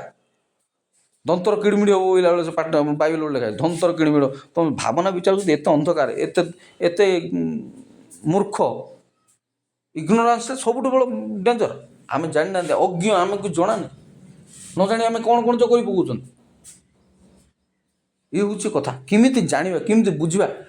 ପାଉଲ ମଧ୍ୟ ଏ କଥା ଲେଖିଲେ, ମୁଁ ଯାହା ଜାଣିଥିଲି ଭଲ ବୋଲି ଜାଣିଲି, କରିବାକୁ ଚାହୁଁନି, କରିପାରୁନି। ଭଲ ଯେଉଁଟା ଚାହୁଁଛି ସେଇଟା କରିପାରୁନି, ଖରାପ ତା ମନକୁ ହେଉଛି। ତ କେତେ ଆମକୁ ପଢ଼ିବାକୁ ପଡ଼ିବ। ସାଧାରଣ ଜୀବନ ବଞ୍ଚିବା ପାଇଁ ବି ବହୁତ ଜ୍ଞାନର ଆବଶ୍ୟକ ଦରକାର। ଆପଣ ସାଧାରଣ ସଫଳ ପରିବାରଟେ କରିବେ, ପୁଅ ଝିଅକୁ ବଞ୍ଚେଇବେ, ଖାଲି ଗୋଟେ ବଡ଼ ରାଷ୍ଟ୍ରପତି, ପ୍ରଧାନମନ୍ତ୍ରୀ, ମୁଖ୍ୟମନ୍ତ୍ରୀ, ରାଜ୍ୟପାଳ ହେଇଗଲା ଖାଲି ବେଶୀ ଜ୍ଞାନ ଦରକାର, ଆବଶ୍ୟକ ନାହିଁ। ଆଉ ସାଧାରଣ ମଣିଷ ଗୋଟେ ଜୀବନ ବଞ୍ଚିବ, ଚାଷୀ ପରିବାର ହୁଅନ୍ତୁ କି ଛୋଟ ବେପାର ବାଟ ହେଉ, ମାଷ୍ଟର ଚାକିରି ହେଉ, ଯାହା ବି ଆପଣ ଛୋଟ ମୋଟ କରିକି ବଞ୍ଚିବା ପାଇଁ, ସେଥିପାଇଁ ବି ପ୍ରବଳ ଜ୍ଞାନର ଆବଶ୍ୟକ ଅଛି। ଉତ୍ତମ ଜୀବନ ଗୋଟେ ବଞ୍ଚିବା ପାଇଁ ପ୍ରବଳ ଜ୍ଞାନର ଆବଶ୍ୟକତା ଅଛି। ବହୁତ ଜ୍ଞାନ ପଢ଼ିବାକୁ ପଡ଼ିବ, ବହୁତ ଜିନିଷ ଜାଣିବାକୁ ପଡ଼ିବ। ଆପଣ ସାଧାରଣ ଜୀବନ, କାରଣ ଜୀବନ ତ ସମସ୍ତଙ୍କ ସମାନ ନା। ସମସ୍ତ ଜୀବନରେ ପିଲା ଛୁଆ, ସଂସ୍କାର, ପରିବାର ଇତ୍ୟାଦି, ବେପାର ବାଟ, ରୋଗ ବାଗ, ସବୁ ଜିନିଷ, ଖାଇବା ପିଇବାଠୁ ପିନ୍ଧା ପିନ୍ଧିଠୁ ସବୁ ଜିନିଷରେ ଆପଣଙ୍କୁ ରିସର୍ଚ୍ଚ କରିବାକୁ ପଡ଼ିବ। ତେଣୁ ଆପଣଙ୍କୁ କେତେ ନ ପଢ଼ିବାକୁ ପଡ଼ିବ। ହେଲେ ଆମ ଦେଶରେ ସେଭଳି ଜିନିଷ ସିଷ୍ଟମ୍ ନାହିଁ। ଆମ ତ ମନ୍ତ୍ରର ଦେଶ, ମନ୍ତ୍ରର ଦେଶ। ଫୁର ମାରିଲେ ସଇଲା କଥା, ଜଣକୁ ଆଉ ଜଣକୁ ଉଡ଼େଇକି ନେଇଯିବି, ଏଇ ତ କଥା। ଉଡ଼େଇକି ନେଇଯିବି, ପବନରୁ ଉଡ଼େଇକି ନେଲା ଭଳିଆ ଦେଶ ଏଇଟା। ତେଣୁ ବିଜ୍ଞାନ, ବୁଦ୍ଧି, ଜ୍ଞାନ, ସେମାନେ ସବୁ ପାଶ୍ଚାତ୍ୟ ସଂସ୍କୃତିର ଲୋକ। ସେମାନେ ବ୍ୟକ୍ତିତ୍ୱ ବିକାଶ, ଆମର ବେଶ ପୋଷାକ, ତାଙ୍କ ଚିନ୍ତାଧାରା, ଲେଖାପଢ଼ା, ସେଇଟା ହେଉଛି ବଡ଼ କଥା। ଆମ ଦେଶ ସବୁ ଓଲଟା, ମନ୍ତ୍ର ତନ୍ତ୍ର ଯୋଗ ସାଧନା କରିକିରି ଆମେ ସବୁ ଏମିତିରେ ବଞ୍ଚିକି ଆସିଛନ୍ତି। ଆମକୁ କେତେ କହିଲେ କ'ଣ ହେବ, ଯେତେ ମାଠିକୁ ମାଠ, ମୁଁ ସେଇ ଦରପଡ଼ା କାଠ ବୋଇଲା ଭଳିଆ କଥା। ଏଥିରୁ ସୂଚିତ ହେବ ଯେ ନେତୃତ୍ୱ ଏକ କଳା, ଏକ ସାଧନା ଓ ବ୍ୟକ୍ତିଗତ ମନନଶୀଳ ପ୍ରକ୍ରିୟାର ଏକ ମହତ୍ତ୍ୱ ଅମୃତ ଧାରା। ଏଥିରୁ ସୂଚିତ ହେଉଛି ନେତୃତ୍ୱ ଏକ କଳା। ନେତୃତ୍ୱ ଆଜିକାଲି ଲିଡରସିପ୍ ପାଠ ସବୁଥିରେ ପଢ଼ାଉଛି। MBA ପିଲାଙ୍କୁ ପଢ଼ାଉଛି ଲିଡରସିପ୍ କେମିତି ହେବ, ବିବ୍ଲିକାଲ କଲେଜ ମାନଙ୍କୁ ପଢ଼ାଉଛି ଲିଡରସିପ୍ କେମିତି ହେବ, ଲିଡରସିପ୍ ପାଠ ପଢ଼ାଉଛି। ମ୍ୟାନେଜମେଣ୍ଟ ଲିଡର ମାନେ କେମିତି ପଢ଼ୁଛନ୍ତି, ମ୍ୟାନେଜମେଣ୍ଟ ପାଠ ପଢ଼ାରେ ବି ଲିଡରସିପ୍ ପଢ଼ା ହୁଏ। ଲିଡରସିପ୍ ବିଭିନ୍ନ ପ୍ରକାର ପାଠରେ, ବିଭିନ୍ନ ଆଜିକାଲି ଏଜେନ୍ସି, ବିଭିନ୍ନ ଏଜେନ୍ସି ସଂସ୍ଥା, ବିଭିନ୍ନ ଦୁନିଆ ଲିଡରସିପ୍ ସବୁଥିରେ ପଢ଼ା ହେଉଛି। ଲିଡରସିପ୍ ଗୋଟେ କଳା, ଆଉ ସତ କଥା। କିନ୍ତୁ ଲିଡରସିପ୍ ଗୋଟେ ପାଠ ମଧ୍ୟ। ଲିଡରସିପ୍ କ'ଣ କି? ପାଠ ଜ୍ଞାନ ଆଉ କ'ଣ କି? ସେ ରାଧାକୃଷ୍ଣନ ହୁଅନ୍ତୁ କି ଆମ୍ବେଦକର ହୁଅନ୍ତୁ କି ଆଉ କିଏ ହେଉଛନ୍ତି ହୁଅନ୍ତୁ, ବହୁତ କଥା ପାଠରେ ସବୁ ଲେଖା ହେଇଗଲା। ମଣିଷର ଭାବନା ଚିନ୍ତାଧାରା କ'ଣ ଲେଖା ହେଇନାହିଁ ଦୁନିଆରେ, କେଉଁ ବିଷୟରେ ବହି ନାହିଁ, କେଉଁ ବିଷୟରେ ଆପଣ ଇନଫର୍ମେସନ୍ ପାଇବେନି। କୋଟି କୋଟି ଶହ ଶହ ବର୍ଷ ପୂର୍ବରୁ ମଣିଷ ଆମ ଭଳିଆ ଜୀବନ ବଞ୍ଚି ସାରିଛନ୍ତି। ସେମାନଙ୍କ ଭାବନା ଲେଖିଦେଇ ଚାହିଁଛନ୍ତି। ସେଗୁଡ଼ା ପଢ଼ିଲେ ଆମେ ଆଉ ଦରକାର ପଡ଼ିବନି। ଆମକୁ ଅନୁଭୂତି, ଏକ୍ସପିରିଏନ୍ସରୁ ଆମେ ଶିଖିବା, ସେ ଦରକାର ପଡ଼ିବନି। ଆମେ ପଢ଼ିଲେ ଜାଣିବା। ପଢ଼ିବା ଲେଖିବା ଜିନିଷ ଆଜି ଅବହେଳା କରୁଛୁ। ଆମେ ପଢ଼ୁଛନ୍ତି ପିଲା, ଯାହା ପଢ଼ିବା ତାହା ପଢ଼ୁନାହାନ୍ତି। ପିଲା ପାଠଶାଠ ପଢ଼, MBA, MCA, MCOM କି MSc ଡିଗ୍ରୀ କର, ଠିକ୍ ଅଛି। ତାହା ସହିତ ବି ଜୀବନ ବଞ୍ଚିବା ପାଇଁ ନିଜ ପାଇଁ କିଛି ପଢ଼, ନିଜର ଚିନ୍ତାଧାରା ବିକାଶ କରିବା ପାଇଁ କିଛି ପଢ଼, ନିଜ ମେଣ୍ଟାଲିଟି ଷ୍ଟ୍ରଙ୍ଗ କରିବା ପାଇଁ କିଛି ପଢ଼। ମେଣ୍ଟାଲ ଷ୍ଟ୍ରକ୍ଚର, ମେଣ୍ଟାଲିଟିକି ତିଆରି କର, ଆଟିଟ୍ୟୁଡ଼ ତିଆରି କର, ଭାବନା ବିଚାର ତିଆରି କର। ସେଇଟା ନାହିଁ ଆମ ପାଖରେ, ସେଇଟା ନାହିଁ। ଖାଲି ଡିଗ୍ରୀ ଅଛି, ସାର୍ଟିଫିକେଟ୍ ଅଛି, ଆଜ୍ଞା ଆମେ ଏତିକି ପଢ଼ିଲେ କ'ଣ ହେବ? ତମକୁ ଦେଖିଲେ ଟପ୍ ଟୁ ବଟମ୍, ତମକୁ ପିନ୍ଧିବାର ବାଗ ଜଣାନଥିବ, ତମେ କ'ଣ ପାଠ ହେବ? ଖୋଳ ଖଣ୍ଡେ ପିନ୍ଧିବାର ବାଗ ଜଣାନଥିବ ତମକୁ, ପିନ୍ଧିବାର ବାଗ, ତମ ଅଙ୍ଗଭଙ୍ଗୀ, ତମ ଢଙ୍ଗ ରଙ୍ଗ ଏଇଟା ଜଣାନଥିବ ତମକୁ, ତମେ ଶିକ୍ଷିତ କ'ଣ ହେବ? ତମେ ବ୍ୟକ୍ତିତ୍ୱ ବିକାଶ ପାଇଁ ଏତେ ସହଜ କଥା ପଡ଼ିଛି? ପିନ୍ଧିବାର ଭାଗ, ଚାଲିବାର ଭାଗ, କହିବାର ଭାଗ, ଅଙ୍ଗ ଭଙ୍ଗୀ, ଢଙ୍ଗ ରଙ୍ଗ, ଏସବୁ ଜିନିଷ ବି ଜୀବନରେ କାମ କରେ। MLMP କ'ଣ ପାଇଁ ଟିପ ମାରୁଥିବ, କିନ୍ତୁ ତାର ଢଙ୍ଗ ରଙ୍ଗ ବେଶ ପଚାରିଲେ ଆପଣ ବାଇ ହେଇଯିବେ। ରଜା ଠାଣିରେ ଚାଲିବେ ସେମାନେ, ରଜା ଭଳି ଅଙ୍ଗ ଭଙ୍ଗୀ ଦେଖିବେ। ଶିକ୍ଷିତ ଲୋକ ପାଠଶାଠ ପଢ଼ୁଛି, କହିଲେ ହେଲେ କ'ଣ ହବ? କଥା କହିବାର ଭାଗ ନାହିଁ, ଚାଲିବାର ଭାଗ ନାହିଁ, ବସିବାର ଭାଗ ନାହିଁ, ଖାଇବାର ଭାଗ ନାହିଁ, କହିବାର ଭାଗ ନାହିଁ। କାହା କଥା ଶୁଣିବୁ, କାହା କଥା ଆଭଏଡ଼ କରିବୁ, କେମିତି ଶିଷ୍ଟାଚାର ଏଇଟା ଜଣାନି। ସେଇଟା ବି ଶିଖିବାକୁ ପଡ଼େ, ପଢ଼ିବାକୁ ପଡ଼େ। ସବୁ ଜିନିଷ ଉପରେ ବହି ପୁସ୍ତକ ଲେଖା ହେଇସାରିଛି ଦୁନିଆରେ, ପଢ଼ିଲେ ତ ହେବ। ତେଣୁ ନେତୃତ୍ୱ ଏକ କଳା, ଏକ ସାଧନା, ଏକ ବ୍ୟକ୍ତିଗତ ମନନଶୀଳ ପ୍ରକ୍ରିୟା, ଏକ ମହତ୍ ଅମୃତ ଧାରା। ନେତୃତ୍ୱ କେମିତି ଶିଖିବା, କେମିତି ହେବା ନେତା? ମୁଁ ବି ନେତା ଗୋଟେ କାର୍ଯ୍ୟକ୍ରମ ଚାଲିଥିଲା, ଏଇଟା 8-10 ବର୍ଷ ତଳର କଥା କହୁଛି ମୁଁ। OTV ନା ITVରେ ଗୋଟେ ଚାଲିଥିଲା। ମୋର ଗ୍ରାଜୁଏସନ୍ ସରିଲା ପରେ ମୁଁ ଘରେ ଥାଏ, ସେ ଟିଭିରେ ଦେଖୁଥିଲି ସେ କାର୍ଯ୍ୟକ୍ରମ। ଏବେ ସିନା ମୋବାଇଲ୍ ହେଲା। ମୁଁ ବି ନେତା ହେବି ଗୋଟେ ଶୋ କରୁଥିଲେ, ଓଡ଼ିଶାରେ ଆଗେ ଚାଲିଥିଲା ସେଇଟା। ମୁଁ ବି ନେତା ହେବି। ବହୁତ ପିଲା ସେ କାର୍ଯ୍ୟକ୍ରମରେ ଭାଗ ନେଲେ। କ'ଣ ହୁଅନ୍ତୁ, ପ୍ରାଇଜ୍ ପାଆନ୍ତୁ ନ ପାଆନ୍ତୁ, ଲୋକଙ୍କ ଆଗକୁ ଗଲ ତୁମେ ଚାରିପଥା, ସବୁଠୁ ବଡ଼ କଥା ଖାଲି ପ୍ରାଇଜ୍ ପାଇବାଟା ଲୋକଙ୍କୁ ଦରକାର। ତ ଆଉ ଆମକୁ ପୁରସ୍କାର ଦରକାର। ଆମେ କହିଲୁ ମାନେ, ଆମେ ଠିଆ ହେଲୁ ମାନେ ଆମକୁ ପ୍ରାଇଜ୍ ଦରକାର। ବିଶ୍ୱାସ କରନ୍ତୁ, ମୋ ପିଲାବେଳୁ ଏମିତି ଲୋକଙ୍କୁ, ଯେତିକି ମୋର ସାଙ୍ଗସାଥିମାନଙ୍କ ଟଚ୍ରେ ମୁଁ ଆସିଛି, ସମସ୍ତଙ୍କୁ ଇନ୍ସପାୟାର କରେ। ମୁଁ ଚାଲ କହିବା ଇଟସେଲ୍ଫ ଇଜ୍ ଏ ପ୍ରାଇଜ୍। କହିବା ଇଟସେଲ୍ଫ, ଚାରି ଲୋକ ଆଗରେ କହିଲ, ସେଇଟା ସବୁଠୁ ବଡ଼ ପୁରସ୍କାର। ତୁମ ଚାରି ଲୋକ ଶୁଣିଲେ, ତୁମ ମାଇଣ୍ଡରେ କ'ଣ ସେଟା ବାହାରିଲା, ତୁମ ମୁଖ ଦେଇକି ବାହାରିଲା, ତୁମ ପାଟି ଦେଇକି ବାହାରିଲା, ସେ କାନରେ ପହଞ୍ଚିଲା, ତା ମୁଣ୍ଡକୁ ଗଲା, ସେଇଟା ତ ବଡ଼ କଥା କ'ଣ ଅଛି? ସେଇଟା ତ ପ୍ରାଇଜ୍। ଆମ ଧାରଣାରେ ଅଛି, ଆମ ପିଲା କହିଲା ମାନେ ପ୍ରାଇଜ୍ ପାଇବ, ଗାଇଲା ମାନେ ପ୍ରାଇଜ୍ ପାଇବାର ଅଛି। ଚାରି ଲୋକ ଆଗରେ ଠିଆ ହେବାଟା ତାଠୁ ବଡ଼ ପ୍ରାଇଜ୍ କ'ଣ ଅଛି? ତ ଆପଣ ଫେଲ୍ ହୁଅନ୍ତୁ, ଥାର୍ଡ଼ ହୁଅନ୍ତୁ, ନାର୍ଡ଼ ହୁଅନ୍ତୁ, କି କେଉଁ ଲିଷ୍ଟରେ ବି ନଥାନ୍ତୁ, ଆପଣ କହିବାକୁ ସୁଯୋଗ ମିଳିଲା, ଆପଣ ଚାରିପଦ କହିଲେ, ଟିକେ କହିବାଠୁ ବଡ଼ ପ୍ରାଇଜ୍ ଆଉ କିଛି ନାହିଁ। ଜୀବନ ସାରା ଆପଣଙ୍କୁ କହିବାକୁ ପଡ଼ିବ। କହିଲେ ତ ଗୋଟେ ମଣିଷର ଭାବନା ଚିନ୍ତାଧାରା ଜାଣିବେ, ନ କହିଲେ କେମିତି ଜାଣିବେ? ଭାବନା ବିଚାର କ'ଣ ଜାଣିଛୁ, କହିବାର ତ ଆଉ କିଛି ତ କହିପାରୁନୁ, ଜଣା ନାହିଁ କିଛି। ଆଉ ଜଣାଥିଲେ ତ କହିବୁ। ନେତୃତ୍ୱ ଏକ କଳା, ଏ କଥା ବହୁତ ବହି, ସବୁ ବିଷୟରେ ବହି ପୁସ୍ତକ, ଜ୍ଞାନ ବିଜ୍ଞାନ ଭଣ୍ଡାର। ଆଜିକାଲି ତ ମୋବାଇଲ ଯୁଗ, ନେଟ୍ରେ କ'ଣ ନ ବାହାରୁଛି। ନାଇଁ କମ୍ପ୍ୟୁଟର, ଆଜ୍ଞା ଆମକୁ 50,000 ଟଙ୍କା କେଉଁଠୁ ହେବ ଯେ ଆମେ କମ୍ପ୍ୟୁଟର ଗୋଟେ ଆଣିକି ଘରେ ବସି ସେଟ୍ କରିକି ଟାଇପ୍ କରିବୁ, କାଢ଼ିବୁ ସବୁ। ହେଲେ ମୋବାଇଲ 10,000, 15,000, 12,000, 8,000, 10,000 ବା ଜବରଦସ୍ତ ମୋବାଇଲ ସବୁ ମିଳୁଛି, ଶସ୍ତାରେ ମିଳୁଛି ମୋବାଇଲ ସବୁ। 8,000, 10,000 ପରେ ଖାଲି ଫିଲ୍ମ ଗୀତ, ଟିଭି, ଫିଲ୍ମ, ସିନେମା, ଗୀତ, ନାଚ, ଏଇସବୁର ମୋବାଇଲରେ ଭରା। ବହି ପୁସ୍ତକ ପଢ଼ିବା, ନ୍ୟୁଜ୍ ପେପର ବି ଆସୁଛି। ମୁଁ ଆପଣଙ୍କୁ ଯେଉଁ ନ୍ୟୁଜ୍ ପେପର ପଢ଼ୁଛି, ଏଇଟା ବି ମୋବାଇଲରେ ମିଳୁଛି। ମୋବାଇଲରେ ଆସୁଛି। ଆପଣ ସମ୍ବାଦ ବାହାର କରି ଏତାକୁ ପଢ଼ିପାରିବେନି, ଏତେ କ'ଣ ହେଇଛନ୍ତି ଆପଣ? ମୋବାଇଲରେ ଖବରକାଗଜ ଆସୁଛି, ସମ୍ବାଦ, ସମାଜ, ଧରିତ୍ରୀ, ସକାଳ, ପ୍ରମେୟ, ଆଶାବାଦୀ, କେତେ ପେପର, 10-20ଟା କ'ଣ ଯେ ପେପର ଆସୁଥିବ ମୋବାଇଲରେ। ଆପଣ କାଢ଼ିପାରିବେନି, ପଢ଼ିପାରିବେନି। ୟାଠୁ ବଡ଼ କଥା କ'ଣ ଅଛି? ଆପଣ କେଉଁ ବହି ପୁସ୍ତକ ପେପର ପଢ଼ିପାରିବାର ଅଛି ଆପଣ? ଏଥିରେ କ'ଣ ଅଛି? ଓଡ଼ିଆ ପଢ଼ି ପାରୁଛନ୍ତି ଆପଣ? ଆମ ଚିନ୍ତାଧାରା ସବୁ ମୂର୍ଖ, ଆମେ ସବୁ ମୂର୍ଖ। ଆଉ କ'ଣ ଜାଣିବୁ ଆମେ ସେ ରାଜନୀତି ବିଷୟରେ? ଜାଣିଲେ କ'ଣ ହେବ? କ'ଣ ଦରକାର ଆମ ସେ ରାଜନୀତି ବିଷୟରେ? ତ ନେତୃତ୍ୱ ଏକ କଳା। ସବୁ ବିଷୟରେ ବହି ଲେଖା ସାରିଛି, ସବୁ ବିଷୟରେ ଲେଖା ହେଇଛି। ଆପଣ ରିସର୍ଚ୍ଚ କଲେ, ପଢ଼ିଲେ, ଜାଣିଲେ ତ ହେବ। ଆମକୁ ବଡ଼ଲୋକ ହେବାର ତ କେବେ ହେବ ନାହିଁ। ତୁମେ ବଡ଼ଲୋକ ହେବା ପାଇଁ କେବେ ପଡ଼ୁନି। ନିଜ ଚିନ୍ତାଧାରା ବଦଳା, ଅପଡ଼େଟ୍ ରୁହ, ସବୁ କଥା ଜାଣ, ବୁଝ, ଶିଖ, ଜାଣ। ଉତ୍ତମ ସୁସ୍ଥ ମାନସିକ ଚିନ୍ତାଧାରା ରହିବା ଦରକାର। ଖବରକାଗଜ କ'ଣ ରାଜନୀତି କଥା ବାହାରୁଛି? ଏଇଠି ସେଠି ସେ ହେଲା, ସିଏ ହେଲା, ସବୁ ଖବର। ଆଉ ସେ ଖବର ଭିତରେ ତ ଜବର ବୁଦ୍ଧି ଜବର ଅଛି, ଆଉ ଚିନ୍ତାଧାରା ଜବର ଅଛି। ଆଉ କେଉଁଠି କ'ଣ ହେଲା, କେଉଁଠି କ'ଣ ହେଲା, କିଏ ଚୋରି ହେଲା, ହାରିଗଲା, ନାରୀ ହେଲା, ଏ ସବୁ କଥା ପଢ଼ିକିରି ତ ଆପଣ ନିଜର ଚିନ୍ତାଧାରା ବିବେକ ବଦଳିବ ଆପଣଙ୍କର, ବ୍ୟକ୍ତିଗତ ଚିନ୍ତାଧାରା ବଦଳିବ ଆପଣଙ୍କର। କେଉଁଠି କ'ଣ ହେଲା, ସେ ଘଟଣାକୁ ଧରି ତ ଆନାଲିସିସ୍ ହେବ। କ'ଣ ହେଇଛି ଘଟଣାଟା, କେଉଁଠି କ'ଣ ହେଲା, କିଏ କାହାକୁ ବାଡ଼େଇଲା, କିଏ କ'ଣ ବାଡ଼େଇଲା, କିଏ କାହାକୁ ଛିଡ଼ିଲା ନା କିଏ କାହାକୁ ମୁଡ଼େଇଲା, ଏଇସବୁ ତ କଥା। ନେତୃତ୍ୱ ଏକ କଳା, ଏକ ସାଧନା ଓ ବ୍ୟକ୍ତିଗତ ମନନଶୀଳ ପ୍ରକ୍ରିୟା, ଏକ ମହତ୍ ଅମୃତ ଚିନ୍ତାଧାରା। ନେତୃତ୍ୱ ଏକ ବିଚାରଧାରା। ନେତୃତ୍ୱ ଏକ ବିଚାରଧାରା। ଜଣଙ୍କର ସୋଚ ବିଚାର ହିଁ ଜଣକୁ ନେତା କରିବ।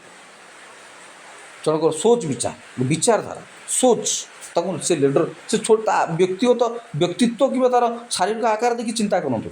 ସେ ଛୋଟିଆ ଲୋକଟି, ଏ ବ୍ୟକ୍ତିତ୍ୱ ଏତେ ଖାସ୍ ନାହିଁ, ସେମିତି କିଛି ଭାବି ହେବନି। ବ୍ୟକ୍ତିତ୍ୱ ଆଉ ସୋଚ କ'ଣ ଯେ ଚିନ୍ତାଧାରାଟା ହେଉଛି ସବୁଠୁ ବଡ଼ କଥା। ସୋଚ ବିଚାର, ନେତୃତ୍ୱ ଏକ ସୋଚ ବିଚାର, ଗୋଟେ ଥଟ୍, ଗୋଟେ ଭାବନା, ଗୋଟେ ଲୋକକୁ ସେ ଉପରକୁ ନେବ। ତେଣୁ ଯେ ଶିକ୍ଷିତ ହୁଅନ୍ତୁ, ମୂର୍ଖ ହୁଅନ୍ତୁ, ଯାହା ହୁଅନ୍ତୁ ହୁଅନ୍ତୁ, जनकर भावना ही जनक उपरକୁ ନେବ। ଆପଣ ଯେତେ ବି ବଡ଼ ବଡ଼ ନେତା ଦେଖୁଛନ୍ତି, ବିଭିନ୍ନ ଫିଲ୍ଡରେ ବଡ଼ ବଡ଼ ଲିଡର ଦେଖୁଛନ୍ତି, ସେ ବଡ଼ ଚାଷୀ ନେତା ହୁଅନ୍ତୁ, ବଡ଼ ଚାଷୀ ହୁଅନ୍ତୁ, ବଡ଼ ଅଫିସର ହୁଅନ୍ତୁ, କି ବଡ଼ ହେଡ଼ମାଷ୍ଟର ହୁଅନ୍ତୁ, କି ଯାହା ହୁଅନ୍ତୁ, ଗାଁର ୱାର୍ଡ଼ ମେମ୍ବର ହୁଅନ୍ତୁ, ସରପଞ୍ଚ ସମିତି ଯାହା ବି ହୁଅନ୍ତୁ, ସେମାନଙ୍କୁ ସୋଚ ବିଚାର ସେମାନେ ଭାବନା ହିଁ ସେ ଲୋକକୁ ସେ ସ୍ତରରେ ନେଇକି ପହଞ୍ଚାଇଛି। ତେଣୁ ନେତୃତ୍ୱ ଏକ କଳା, ଏକ ସାଧନା, ବ୍ୟକ୍ତିଗତ ମନନଶୀଳ ପ୍ରକ୍ରିୟାର ଏକ ମହତ୍ ଅମୃତ ଧାରା। ବ୍ୟକ୍ତିଗତ ମନନଶୀଳ ପ୍ରକ୍ରିୟା, ମନେ ମନେ ଭାବିବା, ମନନ ଚିନ୍ତାଧାରା। ସମସ୍ତଙ୍କ ଲିଡରସିପ୍ ସମସ୍ତଙ୍କ ଲିଡରସିପ୍ ଏକା ପ୍ରକାର ନୁହଁ, ସମସ୍ତଙ୍କ ଚିନ୍ତାଧାରା ଏକା ପ୍ରକାର ନୁହଁ, ସମସ୍ତ ଭାବନା ଏକା ପ୍ରକାର ନୁହଁ। କାହାର କେମିତି ଲିଡରସିପ୍, କିଏ ଫଟାଫଟ ଆଜିକା କାମ ଆଜ କରିବା ବୋଲେ ତାହେଲେ କାଲି ଦେଖିବା, କାହାର କେମିତି ଢାଞ୍ଚା ଗୋଟେ ଥାଏ, ତା'ର ବ୍ୟକ୍ତିତ୍ୱ, ତା'ର ଚିନ୍ତାଧାରା, ଚରିତ୍ରଠୁ ତିଆରି ହୁଏ ତା'ର ଲିଡରସିପ୍, ତା'ର ନେତୃତ୍ୱ କଳା। ଏଇଟା ସମସ୍ତେ ଶିଖିବା କିନ୍ତୁ ପାରିବାନି, କାହିଁ ଶିଖିପାରିବାନି? ଭାବନା ବିଚାର ଚିନ୍ତାଧାରା ପଢ଼ିବା, ଲେଖିବା, ବୁଝିବା, ଜାଣିବା। ତାପରେ ସବୁ ଜିନିଷର ବହି ପୁସ୍ତକ ଲେଖା ହେଇଛି। କେଉଁ ବହି ପୁସ୍ତକ ଲେଖା ହେଇଛି? ସବୁ ଜିନିଷର ବହି ପୁସ୍ତକ ଲେଖା ହେଇଛି।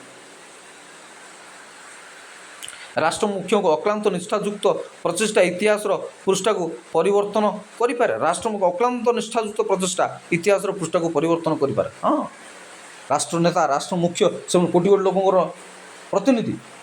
ସେମାନେ କେମିତି ଦେଶକୁ ଚଲେଇବେ, କେମିତି ପରିସ୍ଥିତିକୁ ଚଲେଇବେ, ପରିସ୍ଥିତି ହ୍ୟାଣ୍ଡେଲ୍ କରିବେ। ଆଜି ଦଙ୍ଗା ହେଇଗଲା, ହାଙ୍ଗାମା ହେଇଗଲା, ବାଡ଼େଇ ଇଏ ହେଇଗଲା, ବଢ଼ି ହେଇଗଲା, ନଈ ବଢ଼ି ହେଇଗଲା, ଭୂମିକମ୍ପ ହେଇଗଲା, ସେମାନଙ୍କ ହାତରେ ସବୁ।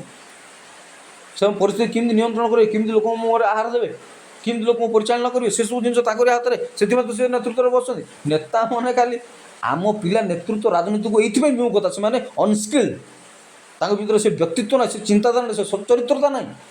ସେଥିପାଇଁ ସେମାନେ ସେ ପଦପଦକୁ ଯାଇପାରୁନାହାନ୍ତି, ସେ ଚିନ୍ତାଧାରା ଅନୁପ୍ରାଣିତ ହେଇପାରୁନାହାନ୍ତି। ତାଙ୍କ ବ୍ୟାକଗ୍ରାଉଣ୍ଡ, ତାଙ୍କ ପରିବାର କିଛି ନାହିଁ ତାଙ୍କର, ଖାଲି ଧନ କମେଇବା, ପଇସା କମେଇବା, ଲାଇଫ୍ ସେଟେଲ୍ କରିବା, ସେଇଟା ଏକା ତାଙ୍କ ମୁଖ୍ୟ ଉଦ୍ଦେଶ୍ୟ। ବଡ଼ ବଡ଼ ଅଫିସର ମାନଙ୍କର ଇଡି ପିଡି ବସିକିରି ସବୁ ଅବସ୍ଥା ହେଇଯାଉଛନ୍ତି। ଛୋଟକଟିଆ ପରିବାର ବଡ଼ ବଡ଼ ଏମ୍ଏଲ୍ଏ, ଏମ୍ପି, ପ୍ରଧାନମନ୍ତ୍ରୀ, ରାଷ୍ଟ୍ରପତି ହେଇଯାଉଛନ୍ତି। କାହିଁକି? ତାଙ୍କ ଭିତରେ ସେ ବ୍ୟାକଗ୍ରାଉଣ୍ଡ ଅଛି, ଚିନ୍ତାଧାରା ଅଛି, ସେ ସଂଘର୍ଷ ଅଛି, ସଂଘର୍ଷ କରିବା ମନନଶୀଳ ଅଛି। ତ ଆମେ ଖାଲି କମ୍ଫର୍ଟେବଲ୍ ଜୋନ୍ରେ ଏକା ଅଛୁ, ଖାଇବୁ, ପିଇବୁ, ବସିବୁ, ନାଚ କରିବୁ, ନାଚ ଦେଖିବୁ, କ୍ରିକେଟ୍ ଖେଳିବୁ, ପାଠଶାଠ ପଢ଼ିବୁ, ସାର୍ଟିଫିକେଟ୍ ଚାକିରି ଗୋଟେ କରିଦେଇ ସେଟ୍ କାର୍ ଗୋଟେ ଧରି ବୁଲିବା କଥା। ଜୀବନର ଉଦ୍ଦେଶ୍ୟ ନାହିଁ, ଲକ୍ଷ୍ୟ ନାହିଁ, କିଛି ନାହିଁ, ବୋରିଂ ଜୀବନ।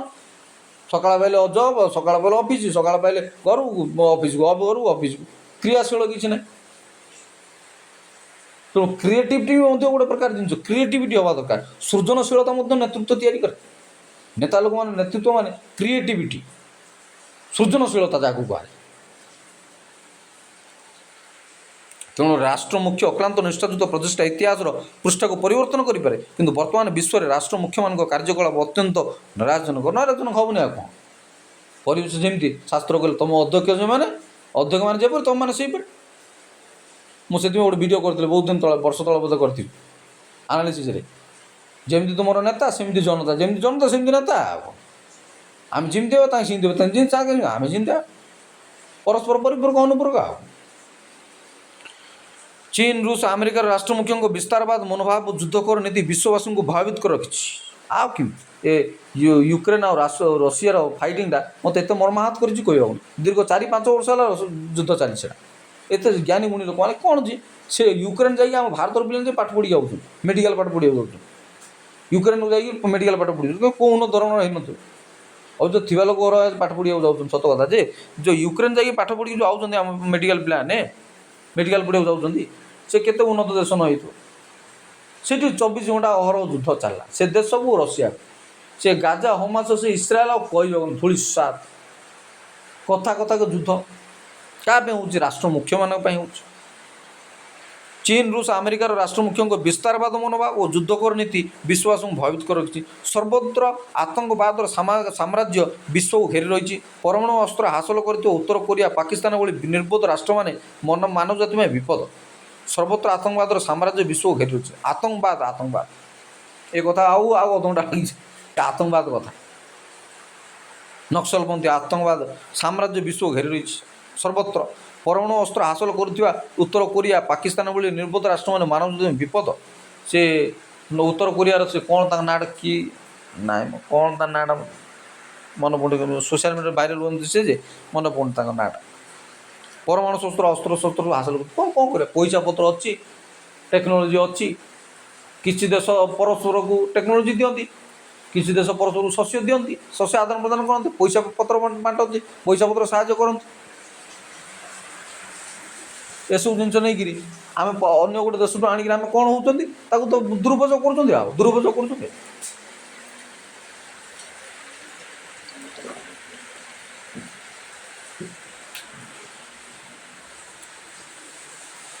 चीन रूस और अमेरिकार राष्ट्र मुख्यों विस्तारवाद मनोभाव और युद्धकर नीति विश्ववासी को भयभीत कर रखी सर्वत्र आतंकवाद साम्राज्य विश्व घेरी रही परमाणु अस्त्र हासिल कर उत्तर कोरिया पाकिस्तान भली निर्बोध राष्ट्र मैंने मानव जाति में विपद से कथा बेसी कहबी ना छाड़ू अमेरिका को छाड़दे अन्य कौन देश गणतांत्रिक शासन ना किंतु अमेरिकार गणतंत्र एवं विपदापन्न मन हुए कुआड़े गला वाशिंगटन लिंकन एपरिक ओबामा दिन अधुना अमेरिका राष्ट्रपति डोनाल्ड ट्रम्प बाचालामी प्रकटित होती से निजर सीमा उल्लंघन कर चली प्रोत्साहन में पाकिस्तान औद्धत्यर वृद्धि घटी विशेषकर भारतर अर्थनैतिक अभिवृद्धि निमित्त से अत्यंत क्रियाशील होती भारत भली गोटे बृहत्तम गणतांत्रिक राष्ट्र स्वाधीनता को निज अख्तियार को आणवार प्रचेषा निश्चय पिलामी केवल भारत नुहे विश्वर बहु राष्ट्र उपर से निजर दादागिरी देखा केते दिन प्रसाद शासन काल भितर अमेरिका समग्र विश्व निश्चय एक घृणित कला तालिकाभुक्त बदनामी राष्ट्र विभूषित हम से ट्रम्प नथिबे किंतु अमेरिकावासी क्षतिग्रस्त हो सारी व्यक्तिगत व्यवसाय वृद्धिर